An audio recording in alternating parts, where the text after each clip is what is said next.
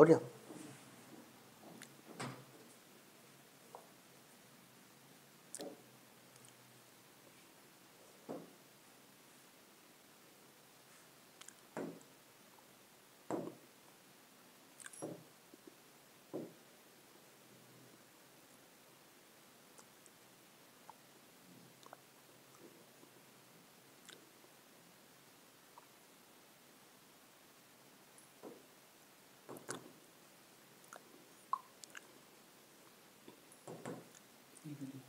तीनों तो मर्ज रखे।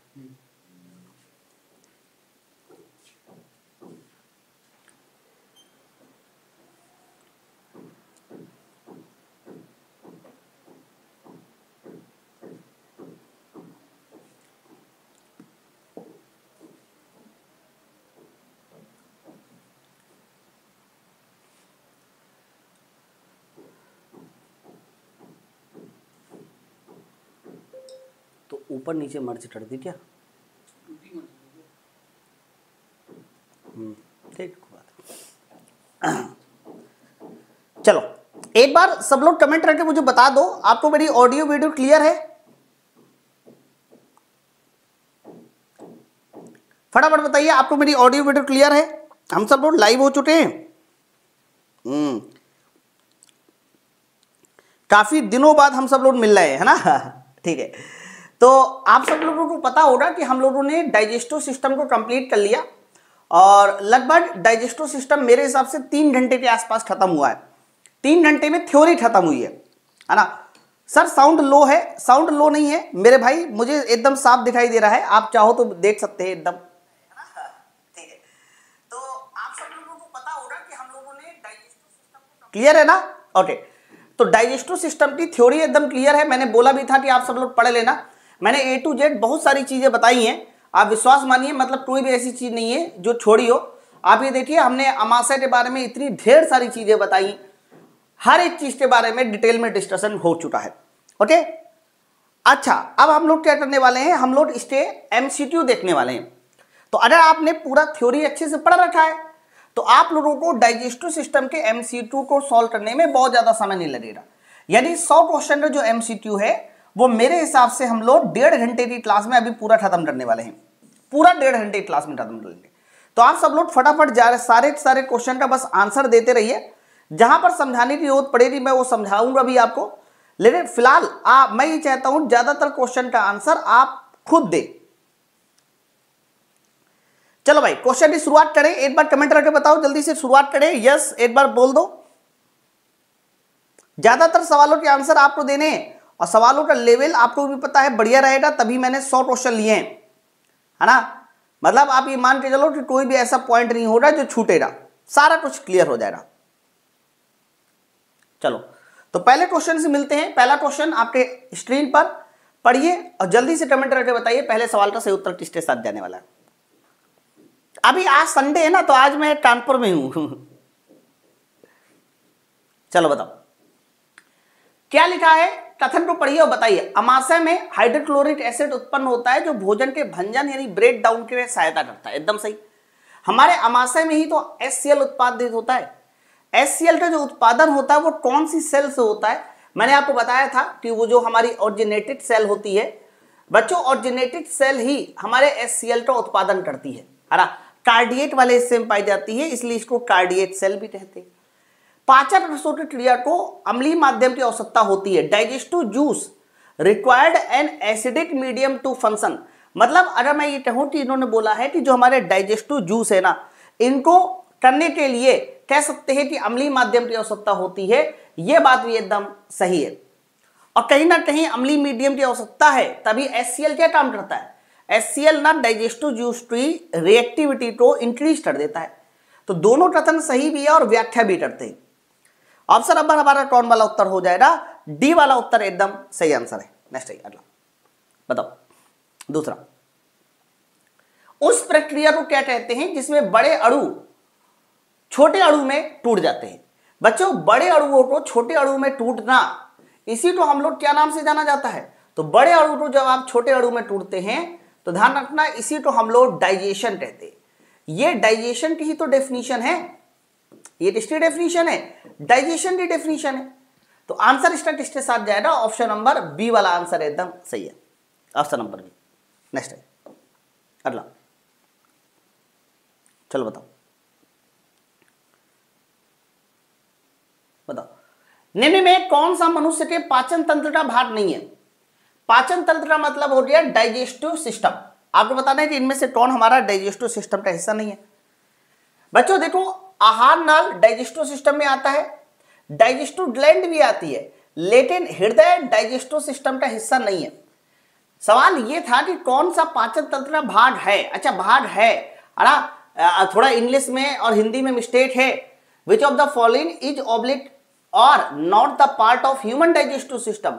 निम्न में कौन मनुष्य के पाचन तंत्र का भाग नहीं है? तो मैं हिंदी में सही कर दे रहा हूं, मैं किसमें सही कर दे रहा हूं? हिंदी में सही कर दे रहा हूं, ठीक है। तो जब हिंदी में मैंने सही कर दिया कि नहीं है, तो आपका आंसर जाएगा हार्ट। हार्ट हमारे डाइजेस्टिव सिस्टम का हिस्सा नहीं है। तो जब आपको पीडीएफ मिलेगी तो मैं हिंदी में सही कर दूंगा, ओके। तो ऑप्शन नंबर बी इसका आंसर हो जाएगा। नेक्स्ट है, मनुष्य के आहार नाल की लंबाई कितनी होती है? मैंने टोटल सारी लेंथ बता रखी है कि सारी लेंथ क्या होती है।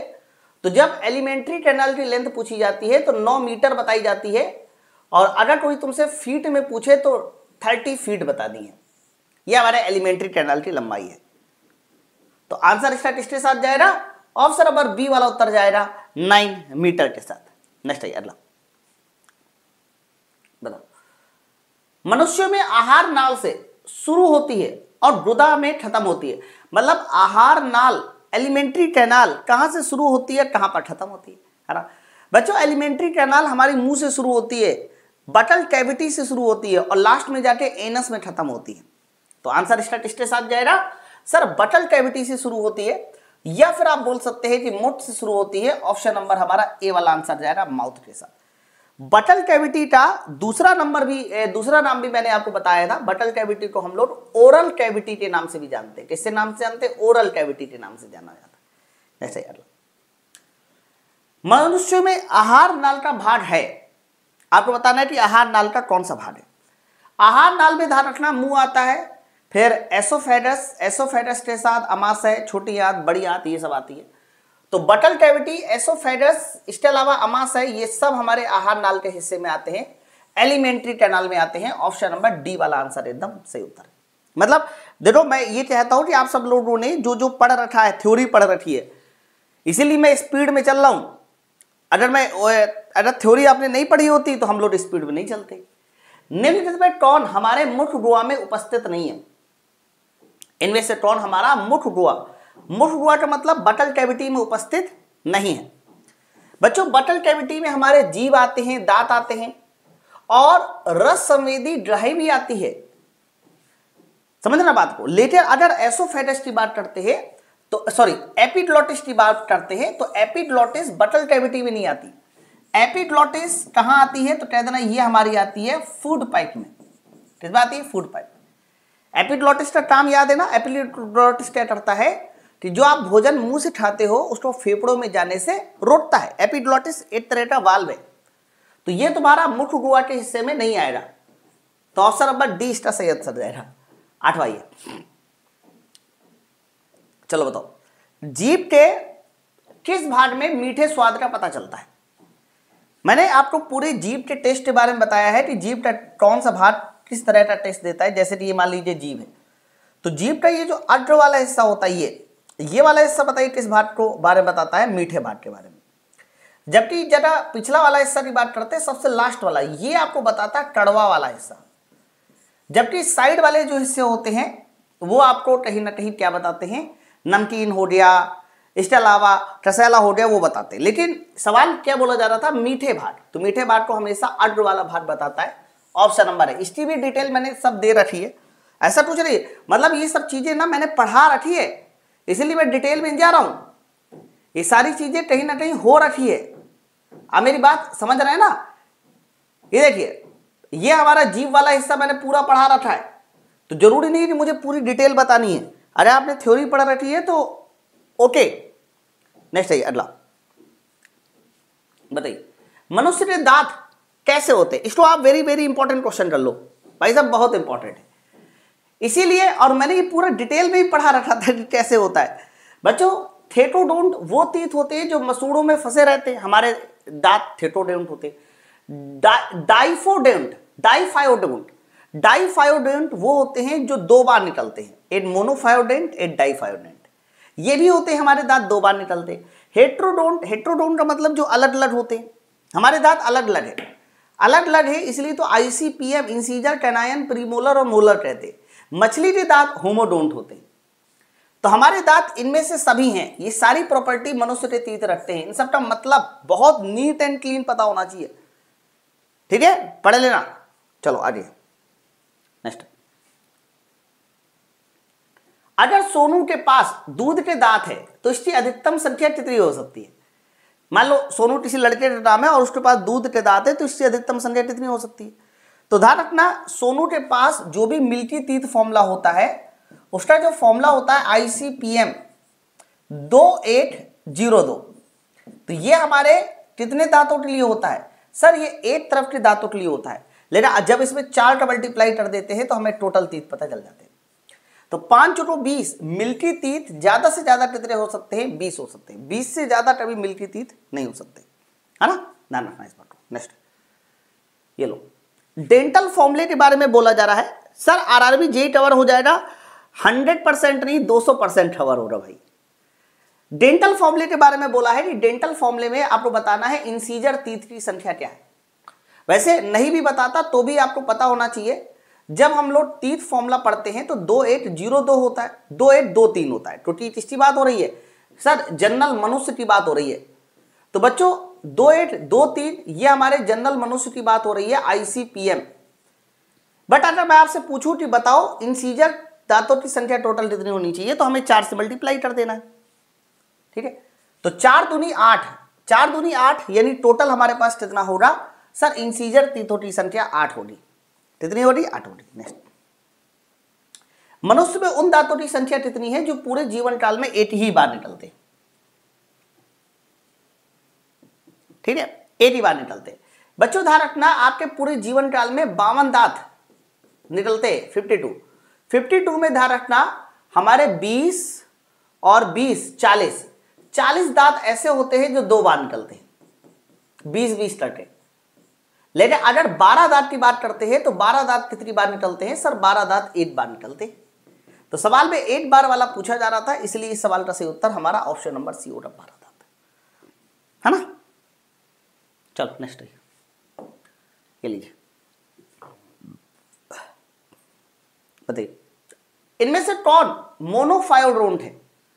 बच्चों आपको बताना है इनमें से कौन हमारा मोनोफायोडोंट है। बहुत अच्छा सवाल है ना, थोड़ा ध्यान से देखिए। सुरेश कोई बात नहीं, हम यही हैं। चलो, तो मोनोफायोडोंट का मतलब होता है जो एक बार निकले। अब एक बार कौन से दांत निकलेंगे उसके लिए आपको मिल्की टीथ फॉर्मूला देखना होगा। तो जब हम लोग मिल्की टीथ फॉर्मूला देखते हैं, बच्चों में टीथ फॉर्मूला देखते हैं, तो बच्चों का टीथ फॉर्मूला होता है 2802। मतलब अगर मैं ICPM यहां लिख दूं तो बच्चों देखो, बच्चों में प्रीमोलर टीथ नहीं होते, बच्चों में प्रीमोलर टीथ नहीं है। अच्छा, अगर बच्चों में प्रीमोलर टीथ नहीं है तो बड़ों में होंगे, और जब बड़ों में प्रीमोलर टीथ होने तो एक ही बार तो निकलेगा। तो प्रीमोलर टीथ ये हमारे बच्चों में नहीं होते, है ना। अच्छा, ये भी नहीं होता और अकल की दाढ़ भी नहीं होती, लास्ट वाला मोलर टीथ भी तो नहीं होता। इसीलिए इस सवाल का सही आंसर हमारा ऑप्शन नंबर डी आंसर होना चाहिए। आंसर क्या होगा? डी आंसर होना चाहिए। यहां पर कृतनट्टी इंग्लिश गलत लिखिए, यहां पर कृतनट्टी इंग्लिश होती है इंसीजर। ओके, चलो, तो आंसर कौन वाला हो जाएगा? ऑप्शन नंबर डी वाला आंसर सही होगा। समझना बहुत को। क्या मैंने कहा कि भैया प्रीमोलर भी नहीं होता और लास्ट वाला molar teeth, last molar teeth को विजडम टीथ कहते हैं। तो ये 2 दांत ऐसे हो सकते हैं जो हमारे शरीर में एक बार निकलते हैं। 14 नंबर होते हैं। रवि कुमार, सारे क्वेश्चन इंपॉर्टेंट होते हैं मेरे दोस्त। समानता अकल की दाढ़ कब निकलती है? अकल की दाढ़ जिसको आप विजडम टीथ कहते हैं, है ना। विजडम टीथ तभी निकलता है जब आप लोग एडल्ट हो चुके होते हैं, और जनरली ध्यान रखना ये 18 साल के बाद निकलता है। ओके, ऑप्शन नंबर हमारा कौन वाला हो जाएगा? डी। 18 से 25 के बीच में निकलता है। तो जो आपका लास्ट मोलर टीथ है अंतिम मोलर टीथ, वही हमारा विजडम टीथ के नाम से जाना जाता है। और ये कब निकलता है, तो ये कह देना निकलता है 18 साल के बाद। Option number D. नेक्स्ट है, चलो बताइए, दांतों का वह भाग जो मसूड़े के ऊपर निकला हुआ रहता है, बताइए क्या कहलाता है। जैसे कि मान लीजिए हमारा तीत है, तो तीत का वह भाग जो मसूड़े के ऊपर है, तो तीत के 3 भाग होते हैं। सबसे नीचे वाले भाग को बोला जाता है रूट, फिर बीच वाला जो भाग होता है इसको बोलते हैं नेट, और इसके बाद सबसे ऊपर वाला जो भाग होता है उसको बोलते हैं क्राउन। तो बच्चों ये वाला भाग हमारा मसूड़ों में फंसा रहता है, और मसूड़े के ऊपर ये जो निकला हुआ भाग रहता है, ऊपर की ओर निकला हुआ भाग, इसको क्राउन के नाम से जानता है। क्राउन मतलब ताज, ताज मतलब ऊपर साइड, है ना। तो ऑप्शन नंबर हमारा क्राउन वाला उत्तर होगा, सी वाला आंसर सही है, क्राउन। मसूड़े के ऊपर निकला हुआ भाग क्राउन वाला होता है, ठीक है। चलो, अरे रवि कुमार कह रहे हैं कि प्रैक्टिस कैसे करें टेक्नीशियन ग्रेड 1 की। भैया मेरे फिजिक्स के वीडियो यूट्यूब से देख लीजिए, एप्लीकेशन से देख लीजिए और हो जाएगा, लेकिन मैं कुछ दिनों बाद इसकी प्रैक्टिस शुरू करूंगा यूट्यूब पर। वैसे आप अभी पुराने वीडियो देख लीजिए, और नहीं पुराने वीडियो देख पा रहे हैं तो एप्लीकेशन से कॉन्सेप्ट पहले से पढ़ लो एक बार। नेक्स्ट है, हमारे दांत का अधिकांश हिस्सा पीले रंग के पदार्थ से बना होता है, इसको क्या नाम से जाना जाता है। बच्चों मैंने आपको कहा था कि जो हमारा दांतों का अधिकांश हिस्सा है वो बना होता है डेंटाइन से। मैं आपको बता दूं इनेमल भी होता है, लेकिन इनेमल ज्यादातर हिस्से में नहीं होता, 80% हिस्से में डेंटाइन होता है। इस बात को ध्यान रखना, जो डायरेक्ट किससे जुड़ा होता है, जो डायरेक्ट ब्रेन की नर्व से जुड़ा होता है ना। इसका आंसर इनेमल मत लगाइएगा, ज्यादातर हिस्सा किससे बना होता है, डेंटाइन से बना होता है। Option number B. इनेमल क्या करता है, इनेमल हार्डनेस देता है ऊपर वाली लेयर, लेकिन वो मैक्सिमम पार्ट नहीं है ना। चलो मानव शरीर का सबसे कठोर भाग, हाँ अब इसका आंसर इनेमल हो जाएगा। इनेमल जो है वो पूरी ह्यूमन बॉडी का सबसे हार्डेस्ट पार्ट है। ये बना होता है कैल्शियम फास्फेट से। कई बार नाम भी पूछा जाए तो आप बताइए, फॉर्मूला पूछा जाए तो बताइए, Ca3PO4 का होल ट्वाइस। कैल्शियम फास्फेट से बना होता है enamel. Option number C. Next है, ये लो 18वां, हमारे दांत का इनेमल और डेंटाइन मुख्य रूप से किससे बना होता है। हमारे दांत का इनेमल और डेंटाइन मुख्य रूप से किससे बना होता है बच्चा, ये दोनों ही हमारे कैल्शियम और फास्फोरस से मिलकर बना होता है। और वैसे भी ऑप्शन तो हमें एक ही लगाना है, तो जब इनेमल ही आ गया तो इनेमल के बारे में सबको पता है, कैल्शियम और फास्फोरस। मैंने फॉर्मूला भी बताया, कैल्शियम फास्फेट। नेक्स्ट, क्या बात है। अगले वाले सवाल को पढ़िए और बताइए इस सवाल का सही उत्तर किसके साथ जाएगा ना। थ्योरी अच्छे से पढ़ लेना भैया। विभिन्न प्रकार के दांतों और उनके कार्य के संबंध में कौन सा कथन सही है। इंसीजर का काम कटिंग होता है, एकदम सही। इंसीजर क्या करता है, काटता ही तो है ना। फिर कैनायन का काम टीरिन होता है, टीरिन मतलब चीड़ फाड़। कैनायन शेर के दांतों वाले जो दांत होते हैं शेर के, वो हमारे कैनायन होते हैं। जबकि मोलर का काम ग्राइंडिंग या चोविंग होता है। सही है, एकदम सही है, ये भी सही है, पीसना जिसको बोलते हैं ना। ये सारे के सारे पॉइंट हमारे सही है। जब मैंने इसके बारे में पूरा डिटेल में बताया था तो मैंने उसमें बताया भी था कि किसका क्या काम होता है तीत का। नेक्स्ट 20वां नंबर आंसर दिए। मुख्य गुहा एक छोटी उसमें खुलती है जो वायु और भोजन दोनों का पात एक ही है। क्या बात है। बटल कैविटी बोला है कि आप बताओ इनमें से किसमें जाके खुलती है जिसमें वायु और भोजन के लिए एक ही रास्ता है। तो ध्यान रखना, जो हमारा विंड पाइप है, क्वेश्चन डायरेक्ट आता भी है कि आपकी जो विंड पाइप है और आपकी जो फूड पाइप है ये एक जगह पे आके मिलती है। उस जगह का नाम क्या है सर, उस जगह नाम है फेरेनेट्स। हरा, उस जगह नाम क्या है, फेरेनेट्स। द बटल cavity open in which common passage for the both air and food, तो उसका नाम होगा फेरेनेट्स। फेरेनेट्स वो जगह होती है जहां पर फूड पाइप और हमारा कह सकते हो विंड पाइप दोनों आपस में मिलते हैं। ओके, इसमें एक सवाल और आता है कि फूड पाइप और विंड पाइप में कौन सा पाइप आगे होता है फ्रंट में, कौन सा बैक में होता है। अभी मैंने कल ही बताया था, तो बताओ जरा फ्रंट में कौन होता है, बैक में क्या होता है। तो ध्यान रखना, फूड पाइप और विंड पाइप दोनों एक ही जैसी होती है, यहीं से निकलती है। लेकिन जो विंड पाइप होता है ना, विंड पाइप, वो हमेशा ध्यान रखना आपकी बॉडी में कहां पर होता है, फ्रंट में। जबकि अगर फूड पाइप की बात करते हैं, फूड पाइप कहां पर होता है, तो फूड पाइप हमारा होता है बैक साइड में। कहां पर होता है, बैक साइड में होता है, इसको याद रखना सब लोग। नेक्स्ट है, भोजन। अगला क्वेश्चन, भोजन को निगलते समय श्वसन नली में जाने से रोकती है, कौन रोकता है? मैंने कहा ना, आप सांस भी मुंह से लेते हो, आप खाना भी मुंह से खाते हो, लेकिन ली गई सांस फेफड़ों में पहुंचती है और खाया गया भोजन पेट में पहुंचता है। ऐसा कैसे? कुछ तो ऐसा होगा ना। तो ध्यान रखना, वहां पर एक वाल्व लगाया जाता है, उस वाल्व का नाम होता है एपिग्लॉटिस। हमने नहीं लगाया, भगवान ने लगा के भेजा है। एपिग्लॉटिस वाल्व क्या करता है कि खाए गए भोजन को फेफड़ों में जाने से या श्वास नली में जाने से रोकता है ना, श्वास नली में जाने से रोकता है। तो एपिग्लॉटिस हम लोग उस वाल्व का नाम है जो खाए गए भोजन को श्वास नली में या फेफड़ों में जाने से रोकता है, that is called epiglottis. Next, चलो अगला, स्पीड बढ़ाइए भाई, अभी हम 22 क्वेश्चन तक ही पहुंचे। हमारे शरीर में ग्रास नली की लंबाई कितनी होती है? ग्रास नली मतलब फूड पाइप। तो याद करो, फूड पाइप की लंबाई मैंने इंच में जब बताई थी वो 10 इंच बताई थी, 10 इंच। लेकिन अगर 10 इंच को आप सेंटीमीटर बनाओगे तो 2.5 से मल्टीप्लाई करोगे तो वो 25 सेंटीमीटर होगा। सारी लंबाइयां, चाहे वो छोटी आंत हो बड़ी आंत हो, पेट में लंबाई और चौड़ाई दोनों याद करनी पड़ेगी। पेट की लंबाई होती है 12 इंच, चौड़ाई होती है 6 इंच, है ना। और फूड पाइप की बात करते हैं तो फूड पाइप की लंबाई 10 इंच और सेंटीमीटर में पूछी जाएगी तो 25 सेंटीमीटर। चलो अरे ये लीजिए, there are absence in milk teeth. आपको बताना है कि दूध के दांत में इनमें से क्या अब्सेंस होता है। ओके, तो दूध के दांत में दो चीजें नहीं होती भाई। फॉर्मूला क्या होता है? फॉर्मूला होता है 2102 ICP। मतलब दूध के दांत में ध्यान रखना, प्री मोलर नहीं होते एक तो, और लास्ट मोलर टीथ नहीं होता। तो दूध के दांत में प्री मोलर और लास्ट मोलर टीथ ये दोनों नहीं होते, इस बात को ध्यान रखिएगा, ठीक है। तो आपका आंसर किसके साथ जाएगा? ऑप्शन नंबर सी, आंसर एकदम सी।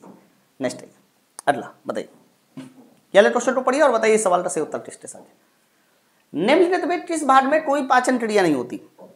आपको उस भाग का नाम बताना है जिसमें किसी तरह का कोई भी डाइजेशन नहीं होता। तो बटल कैविटी में डाइजेशन होता है, 3 तरह की ग्लैंड पाई जाती है, सैलिवरी ग्लैंड। लेकिन एसोफेगस में किसी तरह का कोई भी डाइजेशन नहीं होता, बाकी सब में डाइजेशन होता है, बाकी सब में डाइजेशन होता है। ओके, तो ऑप्शन नंबर बी आंसर जाएगा, एसोफेगस में कोई डाइजेशन नहीं होता। चलो इसका आंसर दीजिए। अच्छा सवाल है, अगर आपने थ्योरी पढ़ रखी हो तो कल ही मैंने ये बात बताई है। देखो, जब आप लोग खाना खाते हो तो उसे आप लोग बोलते हैं फूड। लेकिन एक बार जब आपने खाना ऐसे करके चबा दिया, तो खाना चबा भी दिया और खाना डाइजेस्ट होना यहीं से शुरू हो गया। मान लीजिए थोड़ी देर के लिए कि आपने बैगन का भरता और रोटी खाई और आपने मजे से खाया, आपको लगा कड़ू और आपने ऐसे हाथ में निकाल लिया बैगन का भरता और रोटी मिक्स करके। तो जब आप ऐसे हाथ में निकालोगे ना, अब वो तुम्हारा भोजन नहीं रहा, उसमें लार मिल चुकी। तो जब उसमें लार मिल रही, देखो मेरे मुंह में पानी आ रही है बैगन का भरता और रोटी सुनकर, तो वो जो निकला ना, अब उसको बोला जाता है बोलस। क्या बोलते हैं? बोलस। तो फूड के बाद जब हमारा पाचन मुंह से शुरू हो जाता है, तो मुंह से पाचन शुरू हो जाने के बाद उसको क्या नाम से जाना जाता है? बोलस। फिर यही बोलस पहुंचता है अमाशय में, अमाशय में डाइजेशन होगा। अमाशय में जब डाइजेशन होता है तो अमाशय में डाइजेशन हो जाने के बाद उसे हम क्या बोलते हैं? काइम। अमाशय में डाइजेशन हो जाने के बाद वो पहुंचेगा छोटी आंत में, छोटी आंत में उसे क्या नाम से जाना जाता है? काइल। छोटी आंत में डाइजेशन हो जाने के बाद बड़ी आंत में, और बड़ी आंत से हमारा बाहर मल में निकलेगा। तो जब बाहर मल में निकलता है उसको बोलते हैं फीटस। तो ये कुछ नाम है, कल मैंने डिटेल पूरी बताई थी, इसलिए नाम याद होने चाहिए। फिलहाल क्वेश्चन ये कह रहा है बोलस का, बोलस यही है, ग्रास नली में पहुंचने के बाद इसकी दीवारों से शिथिलन या फैलाव शुरू हो जाता है। बताइए इसे क्या बोलते हैं? एकदम सही, ट्रामाटोचन। बच्चों, जैसे कि मान लीजिए ये तुम्हारा फूड पाइप है, तो आपको क्या लगता है कि जो आप लोग भोजन खाते हो वो फूड पाइप में जैसे ही अंदर जाता है वो ऐसे नीचे 50 से नीचे गिरता है? नहीं, ऐसा नहीं होता। ध्यान रखना, भोजन का मोशन अंडर ग्रेविटी नहीं होता। अगर अंडर ग्रेविटी होता तो जब आप सो रहे होते हैं तब तो डाइजेशन ही नहीं हो रहा, तब तो भोजन पहुंचे नहीं, है ना। तो वो अंडर ग्रेविटी नहीं होता, वो हमारा क्रोमेटोचन होता है, मतलब कॉन्ट्रैक्शन और एक्सपेंशन होता है। ऑप्शन नंबर हमारा कौन वाला उत्तर जाएगा? सी वाला आंसर एकदम सी। नेक्स्ट बताओ, ये भी सवाल अच्छा है। 26 नंबर, लाल साहब अपलोड की थी, चली नहीं थी, अपलोड की थी। वो आप एप्लीकेशन पे जाके अपलोड देख लेना, और मैंने सुबह मैसेज भी डाल दिया था यार तुम्हें सबको। बताओ, अमाशय उदर ध्रुव में बाईं ओर स्थित होता है। अमाशय का अक्षर पूछा जा रहा है कि कौन सा अक्षर है। तो बच्चों अमाशय ना इसी तरह का ही तो होता है, ऐसे ही तो कुछ होता है ऐसे। तो जो अमाशय का शेप होता है ना, अमाशय का शेप होता है, जरा वो देखो किस शेप का है। तो क्या कहता है, ये अंग्रेजी के जे अक्षर ऐसा होता है, ठीक है। अच्छा कोई मुझे बताए ना, अमाशय से ये जो आने वाला भोजन होता है इसे क्या बोलते हैं, और अमाशय से जाने वाले भोजन को क्या बोलते हैं? तो अमाशय में जो आने वाला भोजन होता है उसे बोला जाता है बोलस, है ना। और अमाशय से जाने वाला जो भोजन होता है, बताइए उसे क्या नाम से जाना जाता है? उसे बोलते हैं टाइम। तो अमाशय में आने वाला भोजन बोलस होता है, जाने वाला भोजन टाइम होता है। नेक्स्ट 27, इनमें से कौन सा अमाशय का एक भाग है जो छोटी आंत के सबसे नजदीक है? अच्छा अब देखो ऐसे सवाल भी आने शुरू हो रहे हैं, जैसे कि मान लीजिए ये हमने यहां पर इस तरीके से अमाशय बनाया, मतलब आपका ये मैंने यहां पर बना दिया इस तरीके से आपका स्टमक, ये हमारा स्टमक हो गया। तो बच्चों स्टमक के कौन कौन से भाग होते हैं वो सुनो। स्टमक में सबसे पहले यहां पर एक भाग मिलता है जिसको बोलते हैं कार्डिएट, यानी कार्डिएट वाले भाग से कौन जुड़ा होता है? सर कार्डिएट वाले भाग से जुड़ा होता है फूड पाइप। अमाशय के मैंने कल 3 भाग बताए थे, कार्डिएट वाले भाग से जुड़ा होता है फूड पाइप। और यहां पर एक भाग पाया जाता है जिसको बोलते हैं पाइलोरस। क्या बोलते हैं? पाइलोरस। तो वो जो पाइलोरस वाला भाग होता है इससे जुड़ा होता है छोटी आंत का डियोडेनम, है ना। छोटी आंत के भी 3 भाग होते हैं, डियोडेनम, जेजेनम, इलियम। तो इसमें छोटी आंत का कौन सा भाग जुड़ा होता है? डियोडेनम, डियोडेनम जुड़ा होता है। तो सवाल ये है कि निम्नलिखित में कौन सा अमाशय का एक भाग छोटी आंत के सबसे नजदीक है? तो छोटी आंत के सबसे नजदीक वाला जो भाग होता है उसको बोलते हैं पाइलोरस। अब पाइलोरस नहीं है तो कोई नहीं, पाइलोरेट लिख दीजिए, ऑप्शन नंबर बी एकदम सही है। हाँ, डियोडेनम से जुड़ा होता है, कल ही सारी चीजें हुई थी, है ना। और यही क्वेश्चन अगर फूड पाइप लिया था ना तो आपको कार्डिएट बताना है फिर। नेक्स्ट चलो 28 बताओ, जठर ग्रंथि किससे संबंधित है? बच्चों गैस्ट्रिक ग्लैंड। मैंने आपको कहा था कि गैस्ट्रिक ग्लैंड में 2 तरह के एंजाइम होते हैं, एक होता है पेप्सिन, एक होता है रेनिन, दोनों प्रोटीन का ही पाचन करते हैं, है ना। तो जठर ग्रंथि किससे जुड़ी है, किससे संबंधित है? अमाशय से। हमारे ध्यान रखना जठर ग्रंथि हमारे अमाशय में पाई जाती है। अच्छा कोई बताए ना जठर ग्रंथि अमाशय के किस हिस्से में पाई जाती है? भाई अमाशय के 3 हिस्से मैंने बताए थे कल, एक कार्डिएट, एक फंडस और दूसरा हमारा होता है पाइलोरस। तो कोई भी बच्चा बताए गैस्ट्रिक जूस हमारे अमाशय के किस हिस्से में पाए जाते हैं? कहने का मतलब कार्डिएट में, फंडस में या पाइलोरस में। तो ध्यान रखना ये जो लास्ट वाला हिस्सा होता है पाइलोरस, इसी पाइलोरस के आसपास पाई जाती है हमारी गैस्ट्रिक ग्लैंड। तो गैस्ट्रिक ग्लैंड ये हमारे किस हिस्से में पाए जाते हैं? पाइलोरस में। इसीलिए कई बार गैस्ट्रिक ग्लैंड को एक और नाम से जाना जाता है, पाइलोरिक ग्लैंड। ध्यान रखिएगा। नेक्स्ट चलो 29 नंबर देखिए,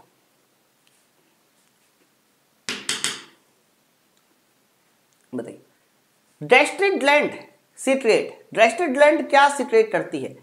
sir gastric gland gastric juice ये सीक्रेट करती है। और गैस्ट्रिक जूस में 2 तरह के एंजाइम याद रखने हैं आपको, एक आपका पेप्सिन तरह एंजाइम याद करना है, मतलब ये 2 एंजाइम पाए जाते हैं, एक पेप्सिन और दूसरा बताइए कौन सा होता है? रेनिन।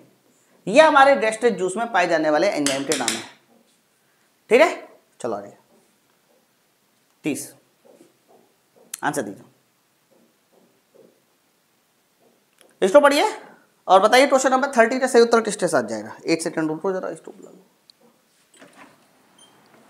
आंसू, अंजलि, आंसू देखो जरा कहाँ बैटरी चेंज करनी है। अंजलि आंसू को देखो कहाँ बैटरी चेंज करनी है। चलो, ट्रिप्सिन, ट्रिप्सिन कहां मिलता है? बैटरी चेंज कर दो, 1 मिनट रुकिए, बैटरी थोड़ा चेंज हो जाए।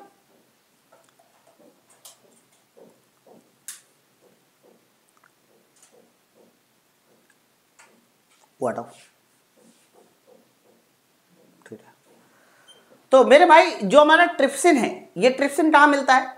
तो कह देना ट्रिप्सिन जो है ना वो हमारा छोटी आंत में होता है, और ट्रिप्सिन ये पैंक्रियास से निकलता है, क्षारीय माध्यम में प्रोटीन का पाचन करता है। तो ट्रिप्सिन अम्लीय माध्यम में पाचन करता है, गलत है। अम्लीय माध्यम में पाचन करता है, गलत है। ओके, तो अम्लीय माध्यम में ट्रिप्सिन प्रोटीन एक्टिवेट ही नहीं होता। अब इन्होंने लिखा हुआ है कि ये हमारा प्रोटीन का डाइजेशन करता है, क्षारीय माध्यम में करता है, अमाशय में करता है। भैया अमाशय में प्रोटीन का डाइजेशन पेप्सिन करता है, ट्रिप्सिन नहीं करता। ट्रिप्सिन करता है हमारा छोटी आंत में, और छोटी आंत के कौन से हिस्से में? डिओडेनम में, है ना, डिओडेनम में। Option number B. आपका पैनक्रियाटिक जूस और बाइल जूस दोनों ही आके डिओडेनम में मिलते हैं, ठीक है। तो ऑप्शन नंबर हमारा किसके साथ जाएगा? बी वाला आंसर एकदम सही है। नेक्स्ट है 31, बताओ। Which is incorrect related to gastric gland? Gastric gland के बारे में आपको बताना है कि कौन सा कथन हमारा असत्य है। बच्चों गैस्ट्रिक ग्लैंड अम्लीय प्रकृति की होती है, क्षारीय होती है, हल्के पीले रंग की, या फिर हमारा कह सकते हो इसका पीएच वैल्यू 1.2 से 3 है। आपको सही नहीं असत्य बताना है। तो गैस्ट्रिक जूस या गैस्ट्रिक ग्लैंड अम्लीय माध्यम के होते हैं क्योंकि उसमें HCl होता है, तो क्षारीय माध्यम में नहीं होगा ना, तो ये वाला जो उत्तर है ये गलत हो जाएगा। ये क्षारीय प्रकृति का होता है, कैसे सही हो जाएगा? ये सही नहीं है, गलत है ना। नेक्स्ट आइए अगले, चलो 32 नंबर। बच्चों 32 नंबर सवाल में बोला है कि जब हम लोग अपने भोजन को खाते हैं तो खाते समय जो है ना डाइजेशन होता है, तो पूरा जो हमारा डाइजेशन होता है एलिमेंट्री कैनाल में, उसका सही क्रम बताना है ना। ये लिखा है भोजन के सेवन का तरीका और शरीर में उपयुक्त विभिन्न चरणों का उपयुक्त शामिल है, आपको शामिल तरीका बताना है। तो सबसे पहले होता है इंजेक्शन, सबसे पहले होता है इंजेक्शन। इंजेक्शन का मतलब आप खाना अंदर लीजिए, अंतःग्रहण जो कि हमारे डी में है। इंजेक्शन के बाद शुरू हो जाता है डाइजेशन, डी के बाद ई आना चाहिए। हेलो, खेल खत्म, ऑप्शन नंबर डी, खेल खत्म, है ना। बच्चों डाइजेशन भी दो तरह का होता है, एक मैकेनिकल एक केमिकल। दांतों से चबाना मैकेनिकल, और लार में मिक्स होना केमिकल, है ना। डाइजेशन हो जाने के बाद क्या होता है सर? डाइजेशन हो जाने के बाद होता है एब्जॉर्प्शन ए, फिर उसके बाद स्वांगीकरण एसिमिलेशन, और लास्ट में हमारा होता है इजेक्शन। इजेक्शन का मतलब हो गया ई। थोड़ा यहां पर एक मिस्टेक लिखिए, है ना। इजेक्शन सही तो है, यहां बी होना चाहिए, माफ करना, यहां बी होना चाहिए। इजेक्शन कौन से नंबर पे लिखा है? इजेक्शन लिखा है बी नंबर पे, सही है एकदम। ऑप्शन नंबर हमारा डी आंसर एकदम सही। ओके नेक्स्ट है, ये 5 प्रोसेस आपको याद होनी चाहिए। 33 नंबर बताइए। हाँ दोनों मुंह में होता है, दोनों मुंह में होता है। चलो इसका आंसर पढ़िए, क्वेश्चन पढ़िए। अगला सवाल बहुत बढ़िया सवाल है। एक्स वह रसायन है जो हमारे अमाशय में उपस्थित है। तो अगर ये बताओ, अगर एक्स हमारे अमाशय में उपस्थित है तो आप बताइए एक्स क्या होगा? अब इस बात है, अगर अमाशय में उपस्थित है तो एक्स हमारा हाइड्रोक्लोरिक एसिड होगा। तो एक्स हमारे अमाशय यानी स्टमक में उपस्थित है, तो एक्स मिल्क ऑफ मैग्नीशियम ही होगा, एक्स हमारा HCl होगा। यह अपचन जैसी स्वास्थ्य समस्याओं को उत्पन्न करता है। तो वाई वह रसायन है जिसका उपयोग ऐसी परिस्थिति में किया जाता है जिस पर उपचार किया जा सकता है। तो वाई हमारा अपच, जिसको आप बोलते हैं इनडाइजेशन की स्थिति को वो करेगा। तो वाई हमारा सोडियम कार्बोनेट, गलत है सर, सोडियम कार्बोनेट नहीं हो सकता, सोडियम कार्बोनेट नहीं होता। एंट एसिड जो हमारे अपच की स्थिति को दूर करता है वो दो होते हैं, मिल्क ऑफ मैग्नीशिया और सोडियम बाइकार्बोनेट। तो मिल्क ऑफ मैग्नीशिया वाला आंसर सही हो जाएगा, है ना। तो ऑप्शन नंबर हमारा कौन वाला सही है? सी वाला आंसर एकदम सही है। एक्स हमारा HCl होगा और जबकि वाई हमारा मिल्क ऑफ मैग्नीशिया होगा। ओके, बी वाला आंसर नहीं लगाइएगा, ए वाला आंसर नहीं कीजिएगा। ए वाला आंसर तब सही होता है जब यहां सोडियम बाइकार्बोनेट लिखा होता। एंट एसिड दो हैं, ध्यान रखिएगा। नेक्स्ट आइए अगला। ये वाला सवाल वैसे ब्लड सर्कुलेशन में भी मैंने आपको पढ़ाया था, और यहां पर भी लाना जरूरी था, इसलिए मैं लेके आया हूं वाले सवाल को। लिखा है हेपेटिक पोर्टल वेन्स से शुरू होता है। ओके, हेपेटिक पोर्टल वेन्स क्या होता है मैं आपको बताऊं। जब आपका डाइजेशन होता है तो डाइजेशन के बाद जो भी पोषक तत्व है उसे ब्लड में मिलाना है, लेकिन वो पोषक तत्व ब्लड में डायरेक्ट नहीं मिलते। वो पोषक तत्व पहले कहां पहुंचते हैं? लीवर में। कहां पहुंचते हैं? लीवर में। तो ध्यान रखना, डाइजेस्टिव सिस्टम से सारे के सारे जो हमारे पोषक तत्व है वो कहां जाते हैं? लीवर में जाते हैं। और बच्चों ये जो पोषक तत्व हमारे लीवर में जाते हैं, इस पाइपलाइन का नाम क्या होता है? सर इसी पाइपलाइन को ध्यान रखना, हम किस नाम से जानते हैं? इसी पाइपलाइन का बोला जाता है hepatic portal veins. Hepatic portal veins ये हमारे कह सकते हो इसी पाइपलाइन का नाम है जो डाइजेस्टिव सिस्टम को लीवर के साथ जोड़ती है। बच्चों ध्यान रखना, इसमें जो ब्लड बहता है वो हमारा इम्प्योर ब्लड होता है। इम्प्योर का मतलब ये नहीं है कि इसमें पोषक तत्व है, इम्प्योर का मतलब ये है कि इसमें CO2 ज्यादा होता है, इसमें CO2 ज्यादा होता है। तो ये जोड़ता है किसको? डाइजेस्टिव सिस्टम को लीवर के साथ। ये क्वेश्चन इसलिए यहां लाया हूं क्योंकि डाइजेस्टिव सिस्टम की बात हो रही है इसलिए। नेक्स्ट है अगला, पेप्सिन। अगला बताइए 35 नंबर, इसका आंसर दीजिए फटाफट जल्दी से।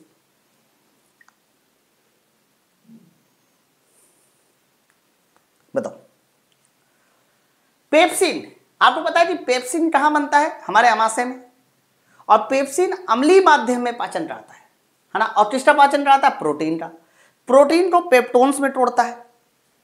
तो hydrochloric acid helps in decomposition of pepsin. Hydrochloric acid एक अम्लीय माध्यम बनाता है जो पेप्सिन एंजाइम की क्रिया को सुगम बनाता है। ये एकदम सही है सर। अब हाइड्रोक्लोरिक एसिड पेप्सिन को तोड़ता है, गलत है सर, ये गलत है, इसका कोई मतलब थोड़ी ना। क्षारीय माध्यम बनाता है HCl, गलत है। क्षारीय माध्यम बनाता है, गलत है सर। तो ऑप्शन नंबर ए आंसर एकदम सही है। HCl एक अम्लीय माध्यम बनाता है जो पेप्सिन एंजाइम की क्रिया को एक्टिवेट कर देता है। ऑप्शन नंबर ए एकदम सही है। नेक्स्ट है 36। बताओ 36 नंबर ये है कि गैस्ट्रिक जूस इनमें से किसका मिश्रण है? बच्चों गैस्ट्रिक जूस जो हमारे अमाशय में बनता है, तो गैस्ट्रिक जूस में जो ऊपर से HCl आ रहा था वो तो था ही था। आपको पता है कि म्यूकस, मैंने आपको पहले भी कहा है कि HCl के प्रभाव को नष्ट करने के लिए म्यूकस मेम्ब्रेन पाई जाती है जो क्षारीय प्रकृति की होती है। ये भी रहेगा क्योंकि लास्ट में हमारा पेप्सिन और रेनिन मिल ही जाएंगे। ये सब हमारे गैस्ट्रिक जूस में आते हैं। और मैं आपको बता दूं गैस्ट्रिक जूस में एक एंजाइम और याद कर लेना, टाइलिन। बच्चों ये वो टाइलिन है जो हमारा लार से उत्पादन होता है। होता क्या है कि भोजन के साथ बहुत सारा टाइलिन एंजाइम भी हमारे पेट में आ जाता है, तो ये सब कुछ मिलकर गैस्ट्रिक जूस बनाते हैं, है ना। तो ऑप्शन नंबर हमारा कौन वाला उत्तर हो जाएगा? डी वाला आंसर एकदम सही है। डी वाला आंसर एकदम सही। देखो टाइलिन था, HCl मिल गया गैस्ट्रिक जूस में, और म्यूकस मिल जाएगा। म्यूकस मेम्ब्रेन होती है जो हमारे पेट को HCl के प्रभाव से बचाती है। और फिर लास्ट में हमारा जो नीचे वाला पोर्शन था हमारे अमाशय का, कौन वाला? पाइलोरिक पोर्शन, उसमें दो तरह के एंजाइम भी मिल जाएंगे, पेप्सिन और रेनिन, सब मिल जाएंगे। Option number D. नेक्स्ट है म्यूकस कहां पर पाया जाता है? निकेश कल मैंने थ्योरी में क्लियर कर दिया है, एक बार आप पढ़ लेना। म्यूकस हमारे म्यूकस मेम्ब्रेन होती है वो हमारे पेट में पाई जाती है। म्यूकस मेम्ब्रेन क्या करती है कि देखो HCl खतरनाक एसिड है, हमारे पेट में बनता भी है फिर भी हमें नुकसान नहीं पहुंचाता। कैसे? ये म्यूकस क्षारीय माध्यम उत्पन्न कर देती है जिससे कि HCl का प्रभाव कम हो सके। ठीक है। अरे जठर रस में म्यूकस का स्त्राव कौन सी ग्रंथि करती है? अच्छा ये भी बताया था, म्यूकस का स्त्राव कौन सी ग्रंथि करती है? तो म्यूकस का स्त्राव करती है हमारी गॉबलेट सेल। गॉबलेट सेल ये किसका फॉर्मेशन करती है? तो कह देना ये हमारे म्यूकस का फॉर्मेशन करती है। ऑर्जिनेटेड सेल आपको पता है कि ये हमारे HCl का फॉर्मेशन करती है ना। देखो कुछ लोग बी आंसर दे रहे हैं, अरे मेरे भाई ऑर्जिनेटेड सेल HCl का फॉर्मेशन करती है, पेप्टिक सेल पेप्सिन एंजाइम का फॉर्मेशन करती है। कंफ्यूज क्यों हो रहे हो? अभी अगर थ्योरी नहीं देखी है तो एक बार देख लेना सब लोग, अपलोड हो रही है पूरी थ्योरी इसकी, है ना। ऑप्शन नंबर कौन वाला उत्तर हो जाएगा? ए। ऑप्शन नंबर ए वाला उत्तर है, सही है। ये देखिए, ये देखिए, ओके। तो ये सारी थ्योरी जो है उसमें अपलोड हो रही है, ये देखिए। तो ये हमारा पूरा स्ट्रक्चर मैंने कल समझाया था हमारे अमाशय का, स्टमक का, तो आप सब इसको देख जरूर लीजिए जरा। चलो आइए 38 बताइए। जठर रस में उपस्थित HCl का प्रमुख कार्य क्या है? HCl के मैंने 3 तरह के कार्य बताए थे HCl का। सर HCl का पहला कार्य होता है कि ये बैक्टीरिया नष्ट करता है जो भोजन में होते हैं। HCl का दूसरा काम होता है कि ये भोजन को अम्लीय माध्यम बनाता है जिससे कि सारे एंजाइम एक्टिवेट हो सके। और HCl का एक काम और होता है, और वो काम होता है कि भोजन को सॉफ्ट और मुलायम बनाना। ये सारे के सारे कह सकते हो हमारे HCl के काम होते हैं। ये निष्क्रिय एंजाइम को सक्रिय करता है, एकदम सही, बैक्टीरिया नष्ट करता है, भोजन को मुलायम बनाता है। ये सारे के सारे काम हमारे कहीं ना कहीं HCl के। Option number D, option number D. Next चलो बताइए। अगला क्वेश्चन लिखा है निम्नलिखित में कौन प्रोलैक्टिक एंजाइम है ना बच्चों? प्रोलैक्टिक एक स्पेशल टाइप का एंजाइम होता है। सर प्रोलैक्टिक उस एंजाइम को बोलते हैं जो हमारे प्रोटीन के डाइजेशन में हेल्प करता है। तो जो प्रोटीन का पाचन कराता है उसी एंजाइम को बताइए हम क्या नाम से जानते हैं? प्रोलैक्टिक एंजाइम कहते हैं। प्रोटीन के डाइजेशन करने वाले एंजाइम को हमें प्रोलैक्टिक एंजाइम कहना है। अब कौन है प्रोलैक्टिक बताइए? तो कह देना पेप्सिन भी है, रेनिन भी है। HCl नहीं, थोड़ा पानी पिला दो। Option number D. आपको पता है कि पेप्सिन प्रोटीन का पाचन करता है और रेनिन स्पेशल टाइप के प्रोटीन का पाचन करता है, जैसे कि केसीन जो दूध में पाया जाता है ना। तो जो हमारे एंजाइम प्रोटीन का पाचन करते हैं वो सब हमारे प्रोलैक्टिक एंजाइम में पाए जाते हैं। नेक्स्ट अगला बताओ क्या सवाल ये है कि अमाशय में भोजन का संग्रहण कितनी देर तक रहता है? तो ध्यान रखना, भोजन सबसे ज्यादा समय बिताता है हमारे अमाशय में। वैसे मैंने लिखवाया तो 4 घंटे था, लेकिन ये NCERT का सवाल है और इसका जो आंसर सही किया गया है वो 4 से 5 घंटे सही किया गया। ओके, मैंने 4 घंटे लिखवाया था आपकी नोट्स में। तो आप भी याद कर लो कि जब भी इस तरह का सवाल आए जिसमें ऑप्शन रेंज में दिए जाए तो आपको 4 से 5 घंटे वाला ऑप्शन को टिक करना है। Option number D. नेक्स्ट है, हमारे शरीर में पाचन की क्रिया की शुरुआत कहां पर होती है? ये काफी आसान है, इसमें कुछ बताने की जरूरत नहीं है। ये पाचन की शुरुआत होती है हमारी बटल कैविटी से। बटल कैविटी का दूसरा नाम जरूर सब लोग याद करना, ओरल कैविटी। ओरल कैविटी बटल कैविटी का ही दूसरा नाम है। 42 बताइए। एक वयस्क व्यक्ति के दांतों के संबंध में कौन सा कथन सही है? नहीं है। देखो सही नहीं है बोला जा रहा, सही नहीं है। अस्थायी दांत होते, स्थायी दांत होते, 32 दांत होते, हेट्रोडोंट होते। 32 दांत एकदम सही है, हेट्रोडोंट एकदम सही है। अब हमारे पास 2 तरह के तीत बचे सर, परमानेंट तीत और टेम्परेरी तीत। अब सवाल में आप ये देखिए कि सवाल पूछा किसके बारे में लिया। अगर ये सवाल बच्चों के बारे में होता तो हम कहते हैं कि उसके पास टेम्परेरी तीत होते, लेकिन सवाल पूछा गया है, देख लीजिए, वयस्क लिखा है ना, एक वयस्क व्यक्ति के दांतों के संबंध में कौन सा सही नहीं है? तो वयस्क जो व्यक्ति होते हैं उनके दांत कैसे हो जाते हैं? परमानेंट। तो जब परमानेंट हो जाते हैं तो टेम्परेरी नहीं हो सकते, है ना। थोड़ी बात यहां बच्चों की बात नहीं हो रही, बात यहां हो रही है वयस्क आदमी की। तो वयस्क आदमी के दांत कैसे होते बताइए? परमानेंट, तो टेम्परेरी नहीं हो सकते। ऑप्शन नंबर ए हमारा गलत है। ठीक है, बिल्कुल सुमन, ये लाइन आप इस तरह से भी बोल सकते कि there is no temporary teeth in adult, है ना। लेकिन अगर यही बच्चों के लिए बोला जाता तो there is no permanent teeth in milky teeth या इन बेबी चाइल्ड, है ना। चलो आगे। इनमें से किसका पाचन हमारे मुख से शुरू होता है? आपको बताना है कि इनमें से किसका पाचन हमारे मुख से शुरू होता है। देखो, मुख से प्रोटीन और वसा का पाचन तो शुरू नहीं होता, हमारे मुंह से कार्बोहाइड्रेट का पाचन शुरू होता है। और कार्बोहाइड्रेट में वो कार्बोहाइड्रेट का शुरू होता है जो हम खाते हैं। क्या आप बताओ, हम स्टार्च खाते हैं कि सेलुलोज खाते हैं? तो हम लोग सेलुलोज का पाचन नहीं करते, हमारी बॉडी सेलुलोज के पाचन के लिए बनी नहीं है ना। ध्यान रखना, हमारी बॉडी सेलुलोज के पाचन के लिए बनी नहीं है।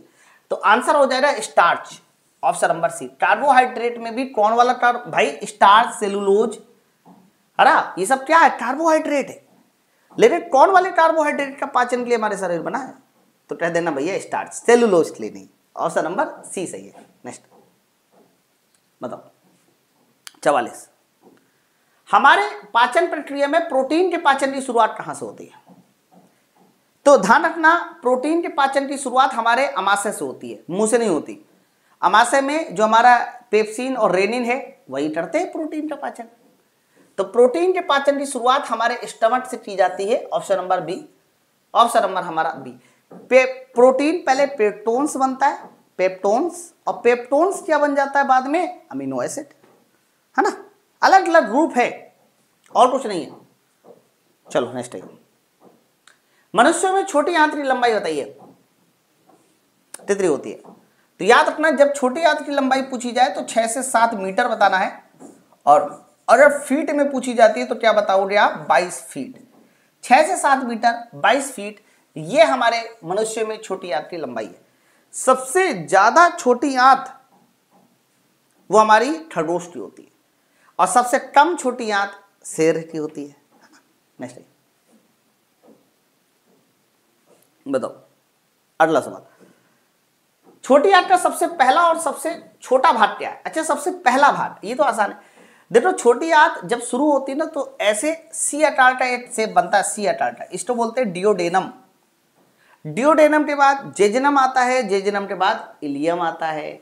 डियोडेनम जो है वो हमारा सबसे छोटा है, और छोटे के साथ दा रखना, ये हमारा सबसे पहला भाग आता है। इसकी लंबाई कितनी होती है? 25 सेंटीमीटर के आसपास होती है डियोडेनम की लंबाई, बहुत कम होती है, मैंने सारी लेंथ बताई है। इलियम की लंबाई सबसे ज्यादा होती है, इलियम की लंबाई होती है 4 मीटर, हाँ, और जो जेजनम होता है उसकी लंबाई 2.5 मीटर होती है। तो सवाल था सबसे पहला और सबसे छोटा भाग हमारा कौन सा है, तो आप डियोडेनम बताएंगे। ऑप्शन नंबर हमारा ए वाला आंसर है। सीटम तो भारी नहीं होता, सीटम किसका भाग होता है? बड़ी आंत का भाग होता है ना, डियोडेनम। चलो 47 आंसर दीजिए, क्या लिखा? मानव शरीर में डियोडेनम का आकार क्या है? तो बच्चों अभी अभी मैंने बताया, जैसे कि ये मान लीजिए आपका अमाशय हो गया, ये हमारा अमाशय हो गया, तो अमाशय के बाद जो हमारा भोजन है वो हमारा छोटी आंत के डियोडेनम वाले पार्ट में आता है। कहां पर आता है? डियोडेनम वाले पार्ट में आता है। तो ये जो पार्ट है, ये पार्ट हमारा कहलाता है डियोडेनम। और बच्चों ये जो डियोडेनम है ना, डियोडेनम है सर, डियोडेनम किस आकार का दिखाई दे रहा है? ये हमारे सी आकार का दिखाई दे रहा है। कैसा? सी। ऑप्शन नंबर बी, है ना। सेशन जे थोड़ी ना, जे आकार होता है हमारे अमाशय का, सी आकार है। नेक्स्ट 48 बताइए, मानव शरीर में खाना का सबसे अधिक पाचन कहां पर होता है? सर सबसे ज्यादा डाइजेशन खाने का कहां पर होता है? तो कह देना सबसे ज्यादा डाइजेशन हमारा छोटी आंत में होता है। आप देखिए, चाहे वो प्रोटीन हो, कार्बोहाइड्रेट हो, सबका पाचन हमारे छोटी आंत में होता है। ऑप्शन नंबर हमारा क्या हो रहा? सी, कंप्लीट डाइजेशन बोलते हैं हम लोग इसको, है ना। 48 49 बताओ, मानव की आहार नाल का सबसे लंबा भाग कौन सा होता है? मानव की आहार नाल का सबसे लंबा भाग कौन सा होता है? तो वैसे तो आपको बता दें, ट्रेकिया तो आहार नाल में आती ही नहीं है। आहार नाल का सबसे लंबा भाग हमारा छोटी आंत है। 9 मीटर में से 6 मीटर अकेले छोटी आंत के पास है। 9 मीटर में 6 मीटर, आप समझ सकते हैं। ऑप्शन नंबर हमारा डी आंसर। नेक्स्ट, मानव शरीर में पाचन की क्रिया कहां समाप्त होती है? पाचन की क्रिया कहां समाप्त होती है? मतलब है बहुत अच्छा सवाल है। जैसे कि छोटी आंत भी लिखा है, बड़ी आंत भी लिखा है, बड़ी आंत का रेक्टम लिखा है, छोटी आंत के सीटम लिखा है। आप मुझे बताओ इस सवाल का सही उत्तर क्या है? मैं थोड़ा कमेंट देखूंगा इस बार आपका। 50 का answer A B C D में कंप्लीट कीजिएगा, ए बी सी डी में कंप्लीट कीजिएगा।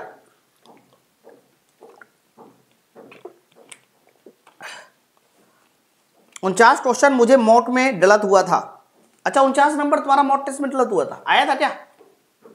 अच्छा ठीक है, आसान था लेकिन चलो, तो मेरे भाई आप सब लोग काफी गलत आंसर दे रहे हैं, कुछ ही लोगों का सही है। जो पाचन है ना, पाचन वो हमारा समाप्त हो जाता है छोटी आंत में। बड़ी आंत में तो कोई पाचन ही नहीं होता। जैसे कि बहुत सारे लोग आंसर सी दे रहे हैं, बड़ी आंत का रेक्टम, मेरे भाई बड़ी आंत का जो रेक्टम है ना, वहां डाइजेशन कैसे समाप्त हो गया? रेक्टम सबसे लास्ट वाला भाग होता है बड़ी आंत का, और डाइजेशन वहां समाप्त हो गया, इसका मतलब इससे पहले डाइजेशन था। तो बड़ी आंत में जब डाइजेशन ही नहीं होना, क्या बड़ी आंत में तो डाइजेशन होता है? नहीं होता ना। इसीलिए जो भी डाइजेशन है वो छोटी आंत में ही समाप्त हो जाएगा, ऑप्शन नंबर है। अब तुम्हारे मन में सवाल आएगा कि छोटी आंत के सीटम वाले भाग में, फिर बकवास की, सीटम वाला हिस्सा तो छोटी आंत में पाया नहीं जाता। सीटम वाला हिस्सा कौन है? सर सीटम बड़ी आंत का पहला हिस्सा होता है। अगर आपको कहना भी है तो छोटी आंत में 3 हिस्से थे, डियोडेनम, जेजनम, इलियम। तो डाइजेशन कंप्लीट हो जाता है छोटी आंत के इलियम वाले भाग में, छोटी आंत के इलियम वाले भाग में, है ना। तो इन्होंने क्या बोला है, पाचन प्रक्रिया कब समाप्त हो जाती है? छोटी आंत में खत्म हो जाती है। शब्दों पर जाइए भैया। अच्छा सवाल था, मैंने कहा था ये सवाल थोड़ा मिस्टेक करेगा आपका। चलो 51 नंबर दिए। छोटी आंत का सबसे लंबा भाग कौन सा है? छोटी आंत का सबसे लंबा भाग, अच्छा बताओ। छोटी आंत का सबसे लंबा भाग मैंने बताया है इलियम, लगभग 4 मीटर के आसपास होता है। डियोडेनम 25 सेंटीमीटर के आसपास होता है, और जेजनम जो है वो 2.5 मीटर के आसपास होता है ना, और लगभग इलियम हमारा 4 मीटर के आसपास होता है। तो इलियम आंसर हो जाएगा। नेक्स्ट बताओ। इलियम की दीवार पे भीतरी सतह पे उंगली नुमा संरचनाएं पाई जाती है, उन संरचनाओं को क्या बोलते हैं? उन संरचनाओं को आप क्या बोलते हैं, है ना। तो जैसे कि उंगली नुमा जो संरचनाएं पाई जाती है ना, ये संरचनाएं क्या करती हैं? लार्ज एरिया प्रोवाइड करती है। और जब लार्ज एरिया प्रोवाइड हो जाता है तो ध्यान रखना एब्जॉर्प्शन में मदद मिलती है, और अवशोषक तत्वों को उसमें मदद मिलती है। तो आंसर इसका किसके साथ जाएगा? विली के साथ। विली हमारा छोटी आंत में पाए जाने वाले उंगली नुमा संरचनाएं होती हैं जो लार्ज एरिया प्रोवाइड करती है ताकि पोषक तत्वों को एब्जॉर्ब किया जा सके। फंडस कहाँ पाया जाता है? ये हमारा अमाशय का हिस्सा है। रेक्टम बड़ी आंत का हिस्सा है ना। एलिवेलिस ये हमारा फेफड़ों में पाया जाता है। समझे नहीं समझे बात को? तो हर एक चीज को बारे में एकदम क्लियर होना चाहिए। चलो 53 नंबर बताइए।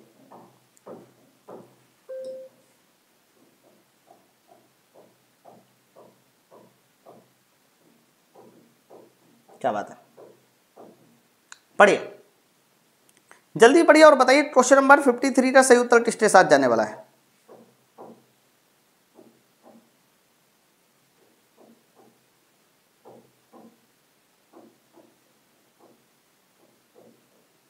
बताओ। तो बच्चों जब यार बोला है छोटी आंत में विली का मेन काम क्या है? विली जो काम करता है एरिया ज्यादा कर देता है, जिसकी वजह से हमारा एब्जॉर्प्शन बढ़ जाता है। तो अवशोषण सतह को बढ़ाना, है ना, increasing the absorptive surface area. Option number हमारा ए वाला आंसर एकदम सही है। नेक्स्ट, छोटी आंत में एंजाइम को सक्रिय करने के लिए किस मीडियम की आवश्यकता होती है? आप बताओ। छोटी आंत में जो हमारे एंजाइम्स आते हैं, चाहे वो बाइल जूस वाला हो या फिर पैनक्रियाटिक जूस हो, वो किस माध्यम के एंजाइम होते हैं? क्षारीय माध्यम के।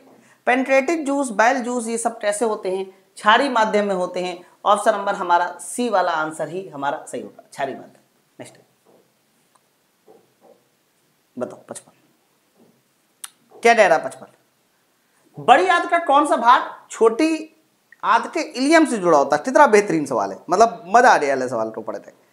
बड़ी आंत का कौन सा भाग छोटी आंत के इलियम से जुड़ा होता है? तो जो छोटी आंत का इलियम है वो बड़ी आंत में जाएगा, मतलब भोजन इलियम से होते हुए बड़ी आंत में जाएगा। तो बड़ी आंत के 3 भाग होते हैं। सबसे पहला भाग होता है सीटम, दूसरा भाग होता है कोलोन, तीसरा भाग होता है रेक्टम, है ना। तो इसका आंसर किसके साथ जाएगा? सीटम के साथ जाने वाला है, ऑप्शन नंबर सी, सीटम। क्या बात है। अरे यार आप सब लोग काफी सही आंसर दे रहे हो, है ना। मतलब मुझे देख के लग रहा है कि आप सब लोगों ने अच्छे से पढ़ा रखा है। Very good. नेक्स्ट आइए। अवशेषी अंग अपेंडिक्स जिसकी संरचना एक उंगली जैसी होती है, किसका भाग होता है? अपेंडिक्स आपने देखा होगा। अपेंडिक्स कहां पाया जाता है? बड़ी आंत। एक्चुअली में अपेंडिक्स का बहुत पहले काम होता था, ये सेलुलोज का पाचन करता था, लेकिन अपेंडिक्स पाया जाता है बड़ी आंत के सीटम वाले हिस्से में, जहां से बड़ी आंत शुरू होती है ना। तो ध्यान रखना छोटी आंत में अपेंडिक्स होता ही नहीं है। बड़ी आंत के सीटम वाला जो पार्ट होता है उसमें हमारी अपेंडिक्स होता है, तो सीटम of large intestine, option number है। नेक्स्ट है, ये लीजिए, है ना, कोलोन में नहीं होता भैया, शुरू में होता है, सीटम में होता है, खाली जगह है। देखिए, भोजन को वापस बड़ी आंत में, बड़ी आंत से छोटी आंत में जाने से कौन रोकता है? क्या बात है, बड़ी अच्छी सवाल है। कहा जा रहा है कि भोजन को वापस बड़ी आंत से छोटी आंत में जाने से कौन रोकता है? तो बच्चों आपको मैं बता दूं, ध्यान से सुनो, जैसे कि भोजन ऐसे नीचे से ऐसे आ रहा है, ऐसे आ रहा है, तो छोटी आंत से बड़ी आंत में जाएगा। तो ऐसी क्या चीज है जो भोजन को बड़ी आंत से वापस छोटी आंत में जाने से रोकता है? सर वहां पर एक वाल्व लगा होता है जिसको बोलते हैं इलियोसीटल वाल्व। इलियोसीटल वाल्व का पहले मतलब समझो। इलियोसीटल वाल्व में देखो दो नाम आ रहे हैं, कौन से नाम? एक तो इलियो से बताइए क्या हो गया? इलियम, इलियम, और सीटल, सीटल से मतलब हो गया सीटम। तो इलियम और सीटम के बीच में जो वाल्व लगा होता है वही एक ऐसा वाल्व है जो हमारे भोजन को वापस बड़ी आंत से छोटी आंत में आने से रोकता है। ठीक है, तो ऑप्शन नंबर हमारा किसके साथ जाएगा? Option number D, ileocaecal valve. नाम ही स्पष्ट है यार। चलो, निम्न में कौन सा एक बड़ी आंत का कार्य नहीं है? आपको बताना है कि इनमें से कौन सा हमारा एक बड़ी आंत का कार्य नहीं है। भोजन का डाइजेशन, ओहो, भोजन का डाइजेशन कभी भी बड़ी आंत का कार्य नहीं हो सकता, यह हमारा एक कार्य नहीं है। जल का अवशोषण करना, खनिज का अवशोषण करना, म्यूकस, म्यूकस का स्त्राव, ये भी बड़ी आंत का काम होता है। हाँ, म्यूकस बहुत सारी जगह पर होता है, लेकिन बड़ी आंत के म्यूकस का सिक्रेशन करना एक अलग कार्य करता है। देखो, पेट में जो म्यूकस होता है ना, वो हमारी दीवारों को HCl के प्रभाव से बचाता है, लेकिन बड़ी आंत का जो म्यूकस होता है ना, वो एक छोटा काम करता है। मैं बताता हूँ क्या। बड़ी आंत में क्या होता है कि पानी का अवशोषण हो गया। अगर पानी का अवशोषण हो गया तो जो आपका मल है, मल को हम लोग इंग्लिश में क्या बोलते हैं? फीटस, टट्टी, वो एकदम सूख जाती है। अगर सूख जाएगी तो फ्लो होने में क्या होगा कि आपके आंतों में ना छीलन हो सकता है, छिल सकती है आपकी बड़ी आंत। तो उसको एकदम लुब्रिकेंट करना, उसको लुब्रिकेंट करना का काम ये म्यूकस करता है वहां पर। तो बड़ी आंत म्यूकस का स्त्राव भी करता है ताकि आपका जो मल है उसमें लुब्रिकेशन प्रोवाइड हो सके और उसकी वजह से आपको चोट ना आए, आंतरिक चोट ना आए, ये भी काम है। लेकिन डाइजेशन ऑफ फूड ये हमारे बड़ी आंत का काम नहीं है ना, ये हमारे बड़ी आंत का काम नहीं है। नेक्स्ट है 59 नंबर, बताइए, पढ़िए। पाचन प्रक्रिया में अपचित और अनावश्यक पदार्थ को क्या बोला जाता है? अपचित, अपचित का मतलब अनडाइजेस्टेड फूड।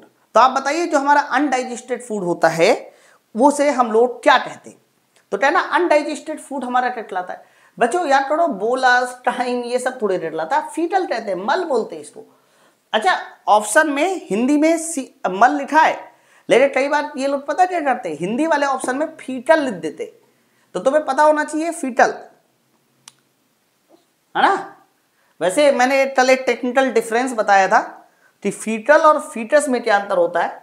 देखो शायद लिखा भी होगा यहाँ कहीं, एक मिनट रुकिए जरा,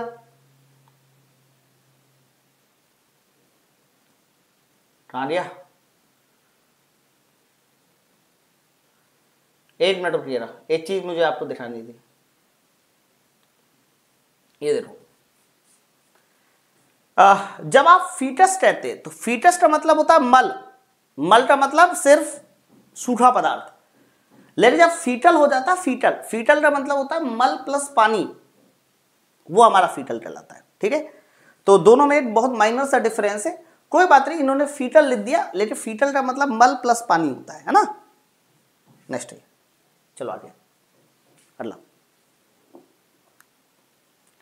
अस्थायी रूप से मल त्यागने से पहले तक क्या होता है? बच्चों, अस्थायी रूप से मल त्यागने से पहले तक यह कहां रहता है?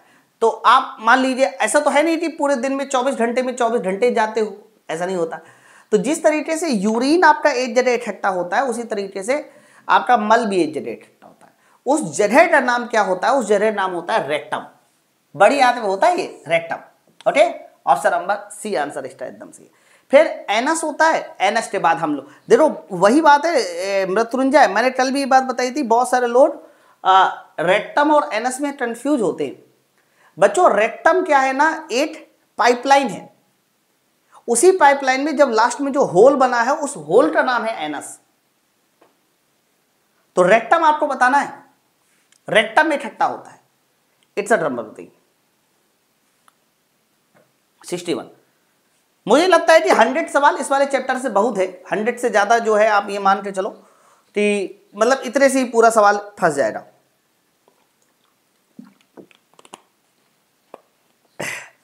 पेट खराब होने पर दिन भर जाना होता है ठीक है। ये देखिए बच्चों, जहां पर प्रोटीन का पाचन शुरू हो, जहां बाइल जूस जमा हो, छोटी आंत में पाचन रस छोड़ा जाता है। सबसे बड़ी ग्रंथि, यार देखो सबसे बड़ी ग्रंथि तो लीवर होगी 101%, लीवर हमारी सबसे बड़ी ग्रंथि है।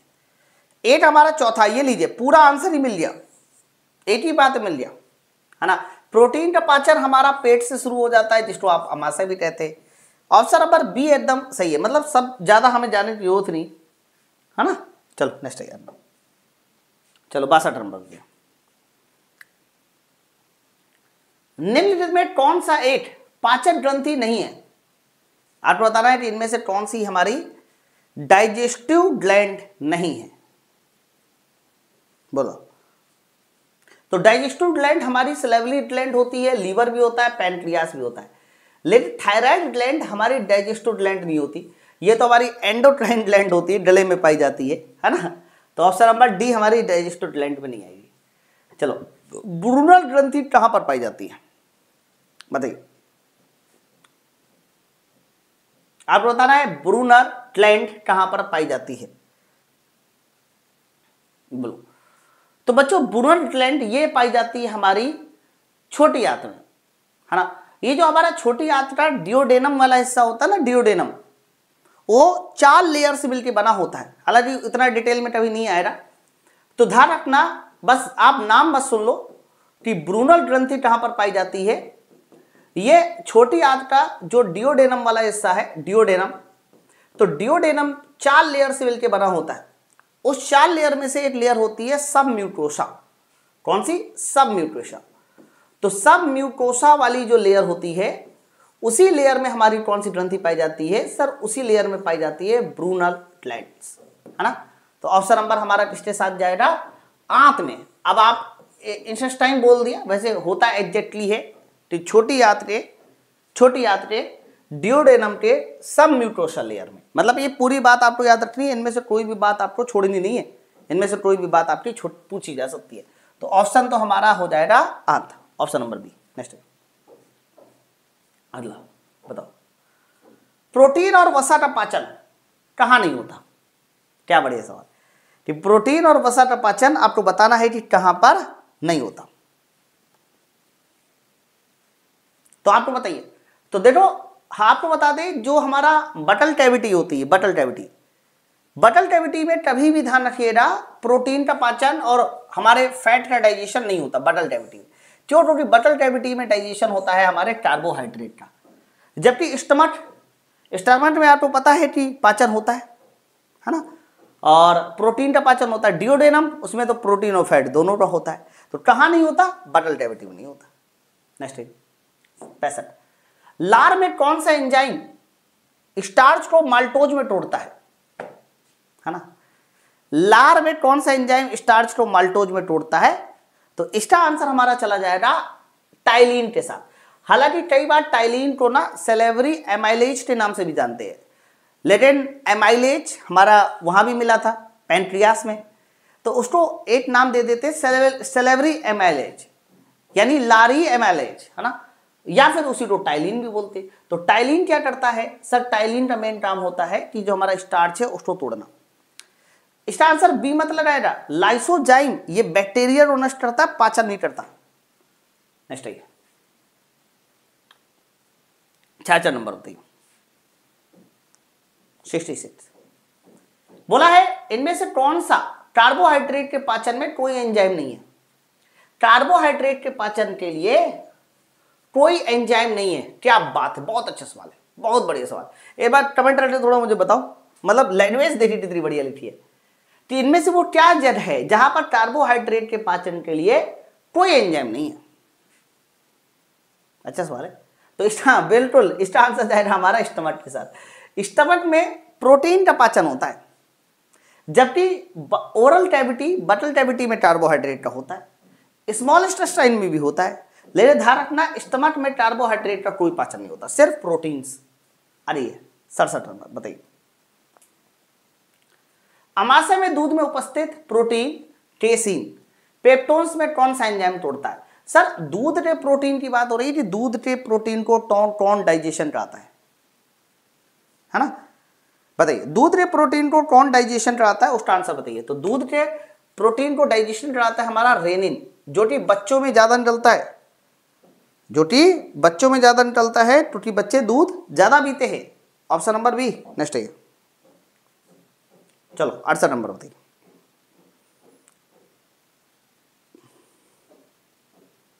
बताइए। अमाशय में प्रोटीन को पेप्टोन्स में कौन बदलता है? सर इन्होंने अमाशय में बोला सबसे पहले तो, और फिर बोला है प्रोटीन को, इसीलिए इसका आंसर जा रहा है पेप्सिन। पेप्सिन एंजाइम अमाशय में प्रोटीन का डाइजेशन कराता है। ऑप्शन नंबर हमारा किसके साथ जा रहा है? ए वाला आंसर एकदम सही। नेक्स्ट है। चलो 69 देखिए।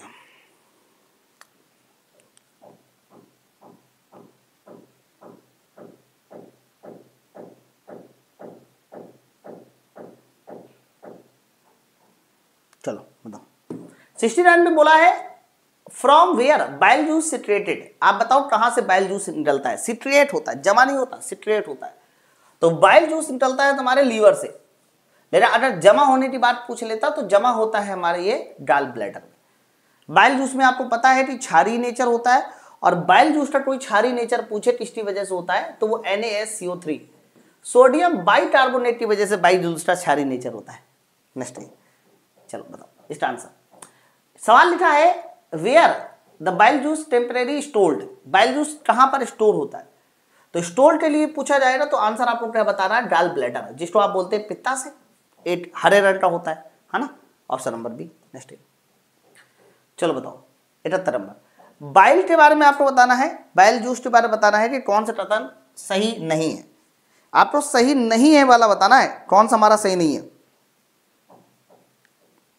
बताइए। तो कहना इसका पीएच मान 7.7 से 8.4 होता है, क्षारीय है, ये सही है। अरे वाह बहुत अच्छे सवाल है। यह प्रतिदिन 600 ml से 1 लीटर बनाता है, इसके पास कोई एंजाइम नहीं है, यह वसा का पाइसीकरण नहीं करता। भैया बाइल जूस का तो मेन काम ही है वसा का इमल्सिफिकेशन करना, पाइसीकरण करना, है कि नहीं? बोलो। तो बाइल जूस का काम ही है वसा का इमल्सिफिकेशन करना। और लास्ट वाले तुमने ऑप्शन कह दिया does not emulsify of fat, ये गलत है, ये पूरी तरीके से गलत है। ऑप्शन नंबर हमारा डी वाला आंसर गलत है। तो जो गलत है वही सही है। बताइए बात सब तो क्लियर है ना? अब इसके पास कोई एंजाइम नहीं होता, ये बात सही है। आप बताओ क्या हमारे बाइल जूस के पास कोई एंजाइम है? अगर है तो मुझे बताइए कौन सा एंजाइम है? कोई है एंजाइम बाइल जूस के पास? नहीं है। ये वसा का पाइसीकरण करता है, यानी वसा के बड़े बड़े टुकड़ों को छोटा बनाता है। नेक्स्ट है। पित्त रस में क्या पाया जाता है? मैंने आपको पहले बोला है कि पित्त रस का जो कलर है वो हमारा पिगमेंट की वजह से होता है, हरा, है ना? और इसी तरह से बाइल जूस में पानी भी होगा, और बाइल जूस में का नेचर जो क्षारीय है वो सोडियम बाइकार्बोनेट की वजह से होता है, इसीलिए ऑप्शन नंबर हमारा डी आंसर एकदम से। ये सब पाए जाते हैं बाइल जूस में। हाँ बिल्कुल शुभम, अभी मैं कल अपलोड करा दूंगा इसकी PDF कल। चलो अरे नेक्स्ट ये लीजिए। बिलीरुबिन नामक पिगमेंट कहां पर पाया जाता है? तो बाइल जूस में दो तरह के पिगमेंट होते हैं। एक हमारा ध्यान रखना कौन सा होता है, एक हमारा होता है बिलीरुबिन, और दूसरा बताइए कौन सा होता है? बिलीवर्डिन। ये दो तरह के पिगमेंट होते हैं, और अगर हम लोग बिलीरुबिन की बात करते हैं तो ये हमारा पीला कलर का होता है, और बिलीवर्डिन जो है वो हमारे हरे कलर का होता है। तो बिलीरुबिन किसमें पाया जाता है? बाइल जूस में। ऑप्शन नंबर हमारा बी वाला आंसर एकदम सही है। ऑप्शन नंबर बी एकदम सही है। नेक्स्ट चलो 74 पढ़िए, जल्दी लगाइए, 74 का आंसर दीजिए और बताइए 74 का सही उत्तर किसके साथ जाने वाला है। ठीक है, चलो बताओ। 74 नंबर बोला जा रहा है, निम्न में कौन सा लीवर का काम नहीं है ना? अतिरिक्त ग्लूकोज से ग्लाइकोजन का निर्माण करना, उसे संचित करना, विषैले अमोनिया को यूरिया में बदल देना, फाइब्रिनोजिन हेपेरिन का प्रोटीन का निर्माण करना, आरबीसी का वेस्को में आरबीसी का निर्माण करना, तो कौन सा हमारा लीवर का काम नहीं है? तो कहना बिल्कुल ऑप्शन नंबर सी हमारे लीवर का काम नहीं है।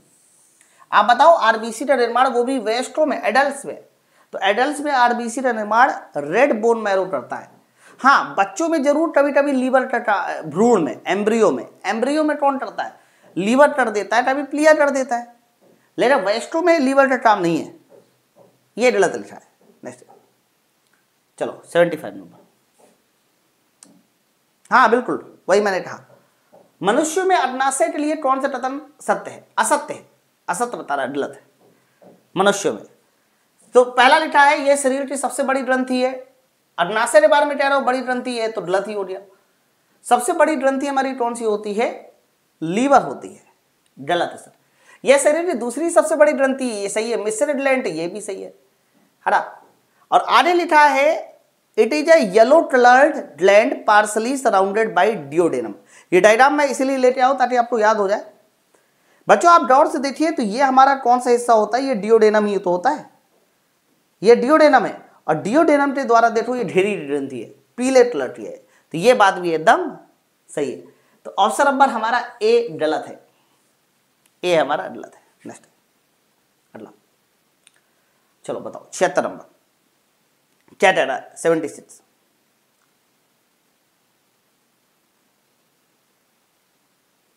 76 नंबर ये है कि which is the incorrect related to pancreatic juice. Pancreatic juice के बारे में आपको बताना है कि कौन सा हमारा गलत है। यह क्षारीय होता है, यह अम्लीय होता है, गलत हो गया। पैनक्रियाटिक जूस तभी के अम्लीय होता है? नहीं सर। यह ट्रिप्सिन नामक एंजाइम, इसमें ट्रिप्सिन नामक एंजाइम होता है, ये भी सही है। इसे कंप्लीट डाइजेस्टिव जूस कहते हैं, एकदम सही है, क्योंकि कंप्लीट डाइजेशन रहता है। ऑप्शन नंबर बी हमारा गलत है, यह अम्लीय नहीं होता है, ये क्षारीय होता है।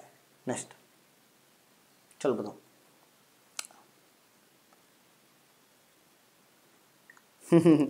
निम्नलिखित में कौन सा गलत है? इसका काफी क्वेश्चन गलत हो जाता है। हाँ एकदम सही कह रहा है भाई।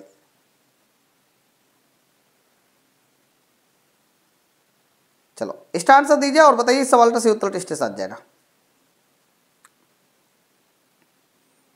बताओ। लिखा है अमाशय में अंशतः पाचित खाना जो छोटी आंत में जाता है। देखो अमाशय से अंशतः पाचित खाना जो छोटी आंत में जाता है उसे क्या बोलते हैं? जो छोटी आंत में जाता है, इसका मतलब छोटी आंत का एंट्री वाला पॉइंट पूछ रहा है।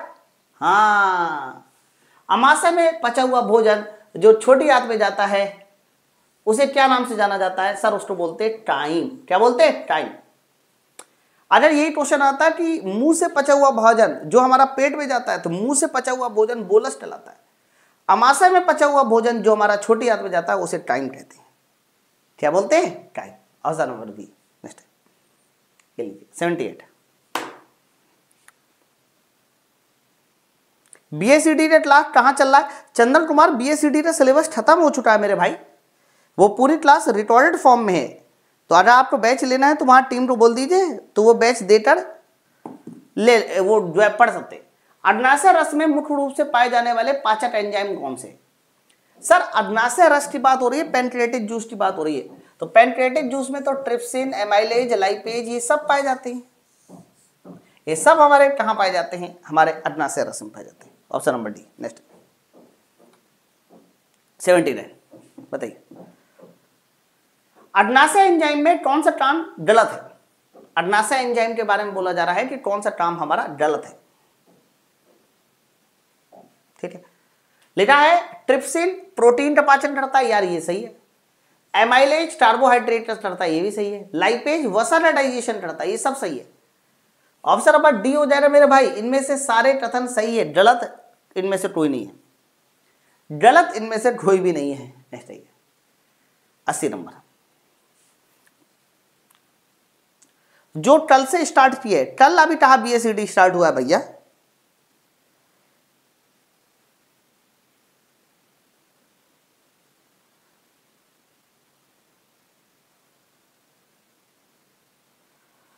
चलो बताओ इनमें से कौन सा एंजाइम प्रोटीन का पाचन नहीं करता? बच्चों पेप्सिन प्रोटीन का पाचन करता है, ट्रिप्सिन भी करता है और इरिप्सिन भी करता है। इरिप्सिन क्या है? ये छोटी आंत की दीवारों से बनने वाला एंजाइम है और छोटी आंत की दीवारों से बनता है इरिप्सिन, ये भी डाइजेशन करता है प्रोटीन का। लेकिन लाइपेज आपको पता है ये किसका डाइजेशन करता है? ये वसा का डाइजेशन करता है, ये प्रोटीन का डाइजेशन नहीं करता lipase. Option number D. Next चलो बताओ 81 नंबर। अच्छा एक बात बता दो, स्पीड तेज तो नहीं है, इसलिए मैं ऐसा पूछ रहा हूं ना क्योंकि हम लोगों ने इसकी थ्योरी कंप्लीट कर ली है और थ्योरी कंप्लीट करने के बाद ना अगर हम क्वेश्चन को सॉल्व करने में ज्यादा समय लगा रहे हैं तो भी बेकार है। वसा के पाचन की शुरुआत कहां होती है?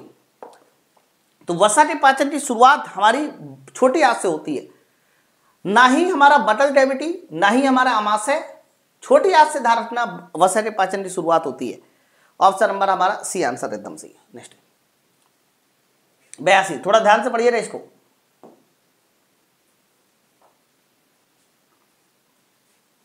बताओ बताओ हमारे शरीर में एक्स सबसे बड़ी ग्रंथि है, वाई का स्त्राव करती है और जेड में भंडारित होती है। मतलब ऐसे कई बार सवाल आ जाते हैं और एक्स वाई जेड की पहचान कीजिए। अब आप बताओ एक्स सबसे बड़ी ग्रंथि है तो एक्स लीवर हो गया, वाई निकालती है तो वाई हमारा बाइल जूस हो गया और जेड में स्टोर करती है तो जेड हमारा गॉल ब्लैडर हो गया, है ना। तो लीवर के साथ बाइल जूस आएगा, बाइल जूस के साथ गॉल ब्लैडर आएगा। ये देखिए ऑप्शन नंबर सी हमारा सही है, ए नहीं सही है।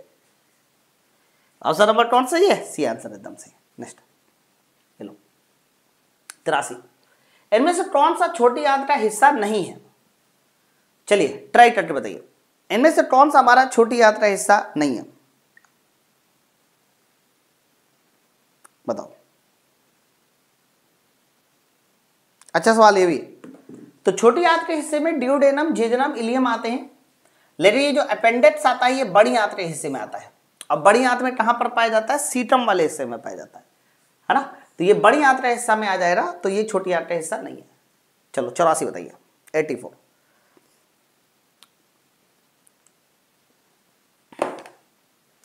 लखन पूरी कोशिश है मेरी। What is the primary role of colon? Colon का मेन काम क्या होता है? अरे कोलन का मेन काम क्या है? मेन काम की बात हो रही है।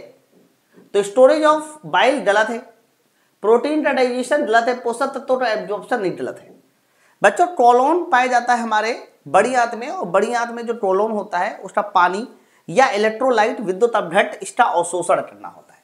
ऑप्शन नंबर हमारा कौन वाला उत्तर हो जाएगा? डी वाला आंसर एकदम से। ये कोलोन का मेन फंक्शन है और कहां पर पाया जाता है? बड़ी आंत में पाया जाता है। ये वाला सवाल ग्रुप डी परीक्षा 2022 का घूम रहा सवाल था और इसको ट्राई करके बताइए इस सवाल का सही उत्तर किसके साथ जाएगा। ये ग्रुप डी परीक्षा 2022 में आया था डाइजेस्टिव सिस्टम से। बताओ छोटी आंत के विली के संदर्भ में कौन सा कथन अध्ययन करें? विली के संबंध में अध्ययन करने की बात हो रही है। विली तो आपको पहला लिखा है ये उंगली नुमा प्रकोप होते हैं जिनकी संख्या हजारों में होती है, ये सही है। इनकी दीवारें बहुत पतली होती है, ये भी सही है। 1 सेंटीमीटर की ऊंचाई होती है इनकी सतह के निकट पतली और छोटी रक्त वाहिकाओं का जाल होता है, ये भी सही है। भाई रक्त वाहिकाओं का जाल होगा तभी तो अवशोषक तत्व हमारे ब्लड में जाएंगे। इनमें छोटे छिद्र होते हैं जिससे भोजन आसानी गुजर जाएगा, गलत है। सतह पतली होती है ये बात सही है, लेकिन छोटे छिद्र नहीं होते, डी गलत है। तो कौन वाला उत्तर सही हुआ सर? इसका ए बी सी सही है, ऑप्शन नंबर सी। क्या बात है, सही है ना सबका? Very good. नेक्स्ट सही। चलो 86 नंबर होते पढ़िए। मानव शरीर में पाए जाने वाले पीएच का बढ़ता क्रम बताना है ना। चलो मैं एक बार लिख लेता हूं, है तो सब वही। बच्चों गैस्ट्रिक जूस में HCl होता है, इसीलिए इसका जो पीएच वैल्यू होती है वो 1.2 के आसपास होती है। ब्लड की पीएच वैल्यू कितनी होती है सर? ब्लड की पीएच वैल्यू 7.4 होती है। लार ज्यादातर अम्लीय नेचर की होती है, इसकी पीएच वैल्यू 6.5 से 7 के बीच होती है ना, अम्लीय नेचर की होती है लार ज्यादातर। तो सवाल में बोला जा रहा था बढ़ता हुआ टर्म, तो बढ़ता हुआ टर्म ये तो गलत हो गया सर। सबसे पहले गैस्ट्रिक जूस आना चाहिए, फिर लार आनी चाहिए, फिर ब्लड आना चाहिए। देखो ऑप्शन नंबर ए, क्योंकि हमें बढ़ता हुआ टर्म बताना है, ऑप्शन नंबर ए इसका सही उत्तर हो जाएगा। नेक्स्ट है अगला, चलो 87 नंबर पढ़िए, ट्राई कीजिए।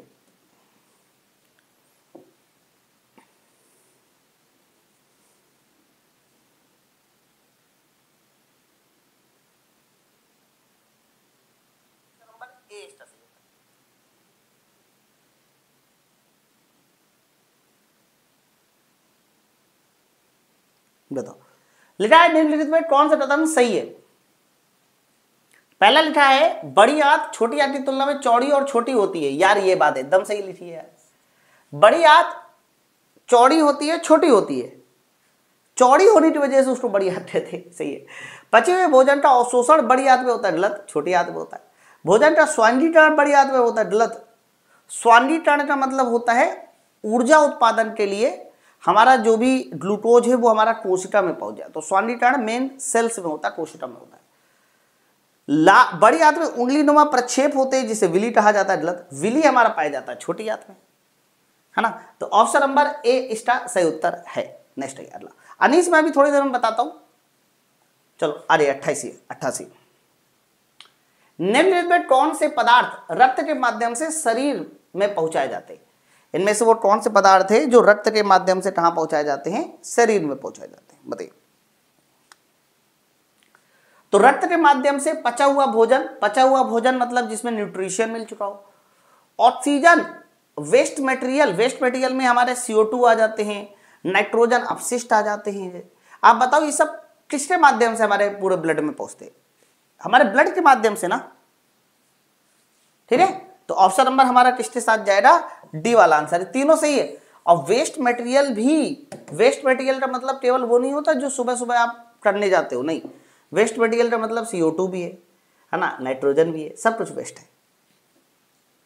चलो नेक्स्ट ये लीजिए 89 नंबर, मनुष्यों में भोजन के पाचन की प्रक्रिया की शुरुआत कहां से होती है और खत्म कहां होती है। तो पाचन की शुरुआत हमारे मुंह से होती है और खत्म कहां पर होती है। आप खत्म बड़ी आंत ना बताया करो, हमेशा मैंने देखा है लोग बड़ी आंत बता देते। खत्म जो होती है वो होती है हमारी छोटी आंत में। कहां पर, छोटी आंत में। तो आंसर मुंह और मुंह के साथ छोटी आंत जाने वाला है, ऑप्शन नंबर ए इसका सही उत्तर हो जाएगा, mouth and small intestine. Next है 90, ट्राई कीजिए, बताइए। 1.5 घंटा बीत चुके, कोई बात नहीं, 10 सवाल और बाकी है। मुझे लगा था कि 1.5 घंटे के आसपास जा सकता है वीडियो। चलो इनमें से कौन सा कथन सही है। लीवर शरीर की सबसे बड़ी ग्रंथि है, ये बात एकदम सही है। लीवर पित्त का स्त्राव नहीं करता, गलत है।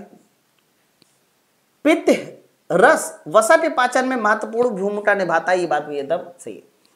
देख लो, तो पहला और तीसरा ये इसका सही आंसर जाएगा, डी दूसरा नहीं सही है। तो पहला और तीसरा इसका सही उत्तर जाएगा, ऑप्शन नंबर बी एकदम सही है। नेक्स्ट है अगला, इसको पढ़िए। 91 नंबर, ये भी हमारे ग्रुप डी परीक्षा 2022 में आया हुआ सवाल है और अच्छा सवाल पूछा गया था डाइजेशन सिस्टम से। क्या लिखा हुआ है जरा देखिए, बताइए सवाल। तो 91 नंबर सवाल ये है कि निम्नलिखित चित्र में मनुष्य के दांतों के क्रमिक क्षय के विभिन्न चरणों को दिखाया गया है। दांतों के क्षय से संबंधित निम्नलिखित कथनों में से एक के अलावा सभी सही है, गलत कथन बचाइए। हालांकि ये डायग्राम था और डायग्राम का कोई यूज नहीं है, आपको सिर्फ इतना बताना है कि दांतों का जो क्षय होता है, क्षरण होता है, उसके लिए गलत बताइए, गलत कथन। तो लिखा है, अच्छा दांतों का क्षरण होता कैसे बच्चों, होता क्या है कि जो कुछ भी हम खाना खाते हैं वो हमारे दांतों में फंस जाते हैं और हमारे मुंह के जो बैक्टीरिया है उन खाने को तोड़कर अम्ल बनाते हैं। जब हमारे लार की पीएच वैल्यू 5.5 से कम हो जाती है तो हमारे दांतों का क्षरण शुरू हो जाता है। तो बैक्टीरिया ना खाने को तोड़कर एसिड बनाते हैं। इसमें जीवाणु की कोई भूमिका नहीं होती, है विषाणु जनित होता है जलद। मुंह में पचे हुए भोजन पर जीवाणु सक्रिय हो जाते हैं, सही है। अम्ल इनेमल का मृदुकरण कर देता है, सॉफ्ट कर देता है, जिसकी वजह से दांतों पे दर्द और दंत क्षरण होता है, ये भी सही है।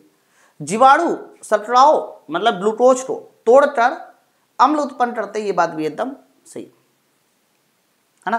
तो इन्होंने गलत बोला है, तो गलत हमारा ऑप्शन नंबर ए हो जाएगा। सर ए गलत है। तो ये सवाल ग्रुप डी परीक्षा 2022 का सवाल था और अच्छा सवाल पूछा गया था डाइजेशन में। मैंने वहां से भी 2-4 सवाल उठाए हैं। 92 नंबर पढ़िए, 92 नंबर बताइए।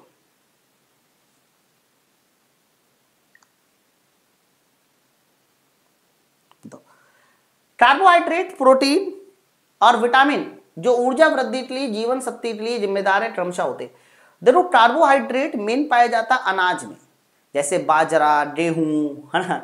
प्रोटीन्स मेन पाया जाता है दालों में और दूध में, जबकि विटामिन पाए जाते हैं फलों में और सब्जी में। मेन सोर्स में बता रहा हूं।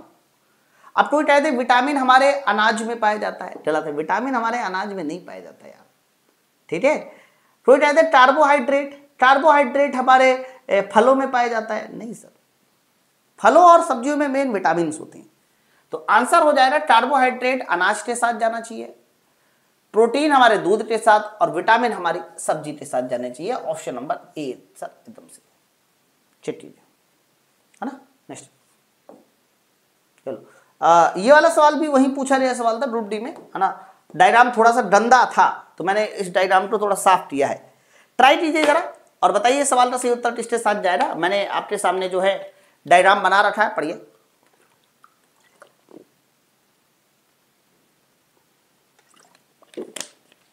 सही मिलान करना है।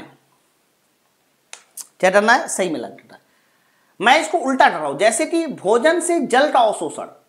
मेरे भाई जल का अवशोषण बड़ी आंत में होता है और ये जो बाहर वाला पोर्शन होता है ये बड़ी आंत है। तो इसका उत्तर हमारा बी वाले के साथ जाएगा, ठीक है। अरे लंबाई जंतुओं द्वारा खाए जाने वाले भोजन पर निर्भर करती है। छोटी आंत की लंबाई तुम शाकाहारी हो तुम मांसाहारी हो उस पर निर्भर करती है। पाचन कहाँ नहीं होता, एसोफेगस फूड पाइप में कोई डाइजेशन नहीं होता, ये हमारा ए के साथ जाएगा। और वसा का पाइसीकरण लीवर करता है, ये तुम्हारा डी के साथ जाएगा। देखिए तो जो लाइनें लिखी हुई थी उसको मैंने लिख लिया, है ना। अब आप बताओ ए का आंसर किसके साथ जाएगा? बच्चों ए हमारा चौथे वाले के साथ है, ए हमारा चौथे वाले के साथ, ऐसा बोला जाए। बी का आंसर किसके साथ जाएगा? बी हमारा पहले वाले के साथ है। सी किसके साथ जाएगा? दूसरे वाले के साथ है। D D D D D किसके साथ जाएगा? सर डी हमारा तीसरे वाले के साथ है। सोचिए आंसर, चौथा पहला दूसरा तीसरा, चौथा पहला दूसरा तीसरा, ऑप्शन नंबर बी आंसर एकदम सही है। चेक कीजिए, है ना। नेक्स्ट लो 94 नंबर पढ़िए।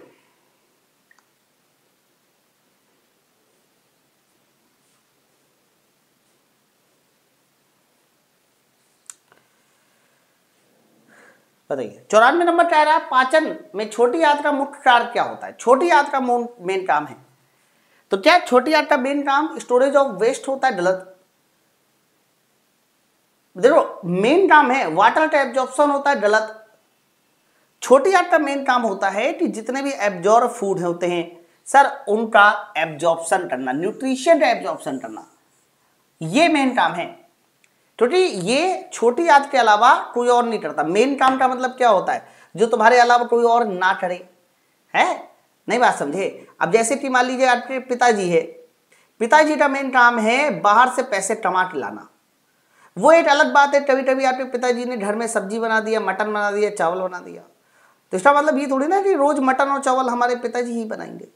तो मेन काम का मतलब होता है कि जो काम तुम्हारे अलावा कोई और ना करे। अब जैसे प्रोटीन का डाइजेशन है, प्रोटीन का डाइजेशन तो छोटी आंत भी करता है और अमाशय भी करता है। हम मेरी बात समझ रहे हैं ना। नेक्स्ट है चलो, हमारे शरीर में ग्रास नली की लंबाई पूछ रहा है। ये सवाल रिपीट हुआ है क्या? वाला सवाल रिपीट हो गया। इससे पहले आया था वाला सवाल।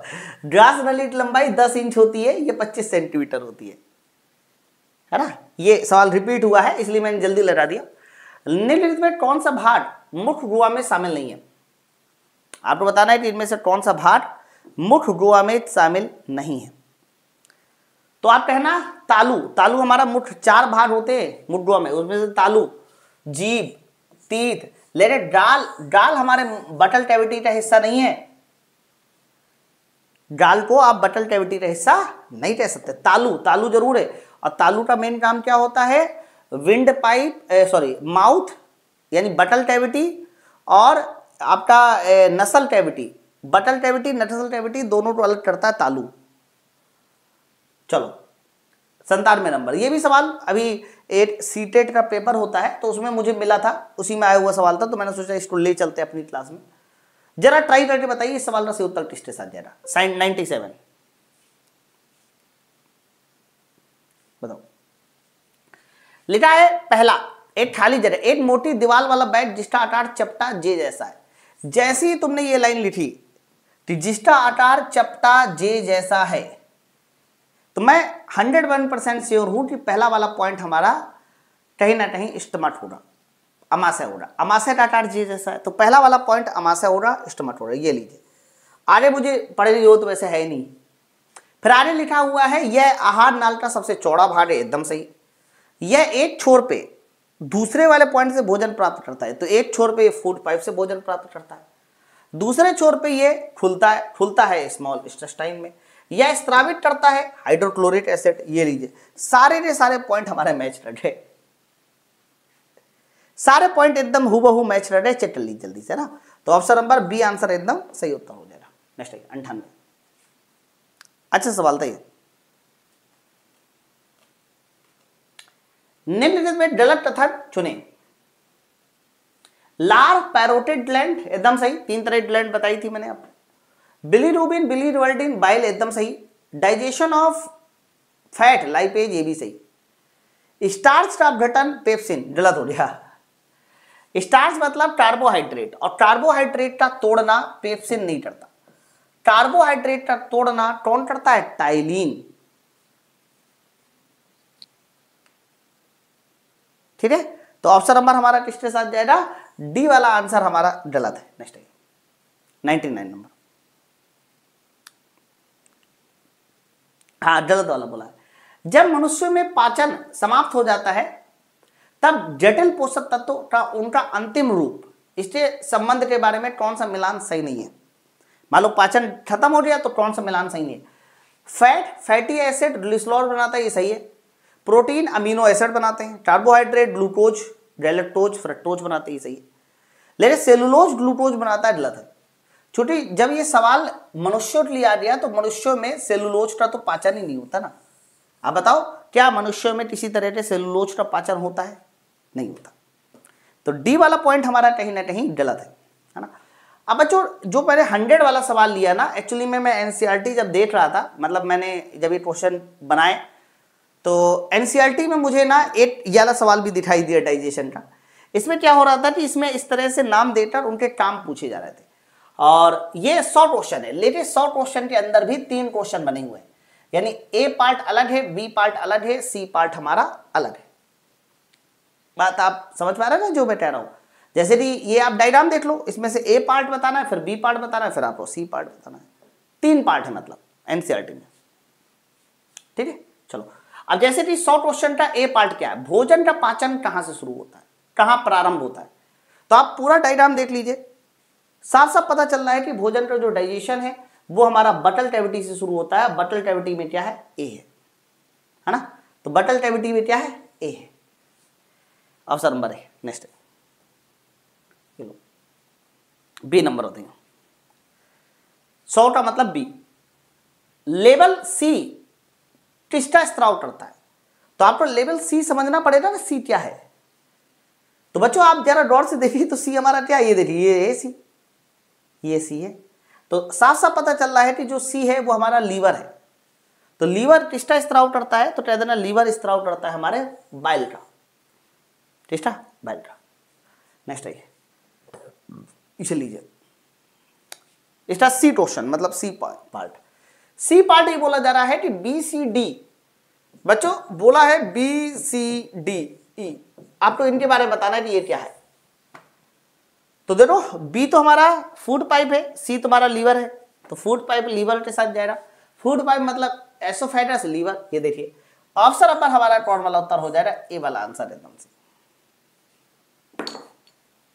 ठीक है भैया, तो बाइल जूस इन सब से मतलब जितना भी डाइजेशन में अच्छे से अच्छा हो सकता है वो सारे के सारे क्वेश्चन मैंने सॉल्व करा दिए, है ना। आप सब लोग के मन में कई सारी बातें चल रही होगी, है ना, हो सकता है कि आप सब लोग मुझसे थोड़ा नाराज भी हो, लेकिन क्या करे यार, मतलब आप मैं समझिए ना, क्या मैं बताऊँ, अचानक से सब तो सही चल रहा था, कुछ ऐसी परिस्थितियाँ आई जिस परिस्थितियों के अकॉर्डिंग मैं आपको वो चीज़ नहीं दे पा रहा जो मुझे देनी चाहिए थी, चाहे वो यूट्यूब हो या फिर पेड हो, है ना, समय की पाबंदी की वजह से। लेकिन फिर भी मैं पूरी कोशिश कर रहा हूँ कि जल्दी से जल्दी सब कुछ सही हो। और मैं आपका जो है बायोलॉजी, इसलिए मैंने यूट्यूब की क्लास बंद कर दी है, मैंने बोला भी है कि यूट्यूब की क्लास अगर जाएगी तो मैं कुछ रिकॉर्डेड फॉर्म में डाल दूंगा, लेकिन मुझे अगर समय मिलेगा तो मैं पहला प्रेफरेंस आपका बायोलॉजी खत्म करने में दूंगा, है ना। कोशिश यही है कि 10 तारीख तक मैं खत्म कर दूं, इसलिए देखिए कल भी मैंने एक वीडियो फटाफट डाला, आज भी क्लास ली, और अगला चैप्टर आपका अगला वाला जो चैप्टर चलेगा वो अगला वाला चैप्टर सुन लीजिए। मुझे एक चैप्टर पढ़ाना है विटामिन एंड न्यूट्रिशन, क्योंकि ये जब तक क्लियर नहीं हो रहा ना कार्बोहाइड्रेट क्या होते हैं, कैसे यूज होते हैं, तो विटामिन एंड न्यूट्रिशन ये हमारा वो चैप्टर हो रहा है जो हम अगले लेक्चर में पढ़ेंगे। ठीक है, बंद नहीं रहेगा, उस पर क्लासें आती रहेगी, लेकिन मेरे रिकॉर्डेड फॉर्म वाली क्लासें रहेंगी। ठीक है, चलो फिर मिलते हैं नेक्स्ट वीडियो में। Thank you very much.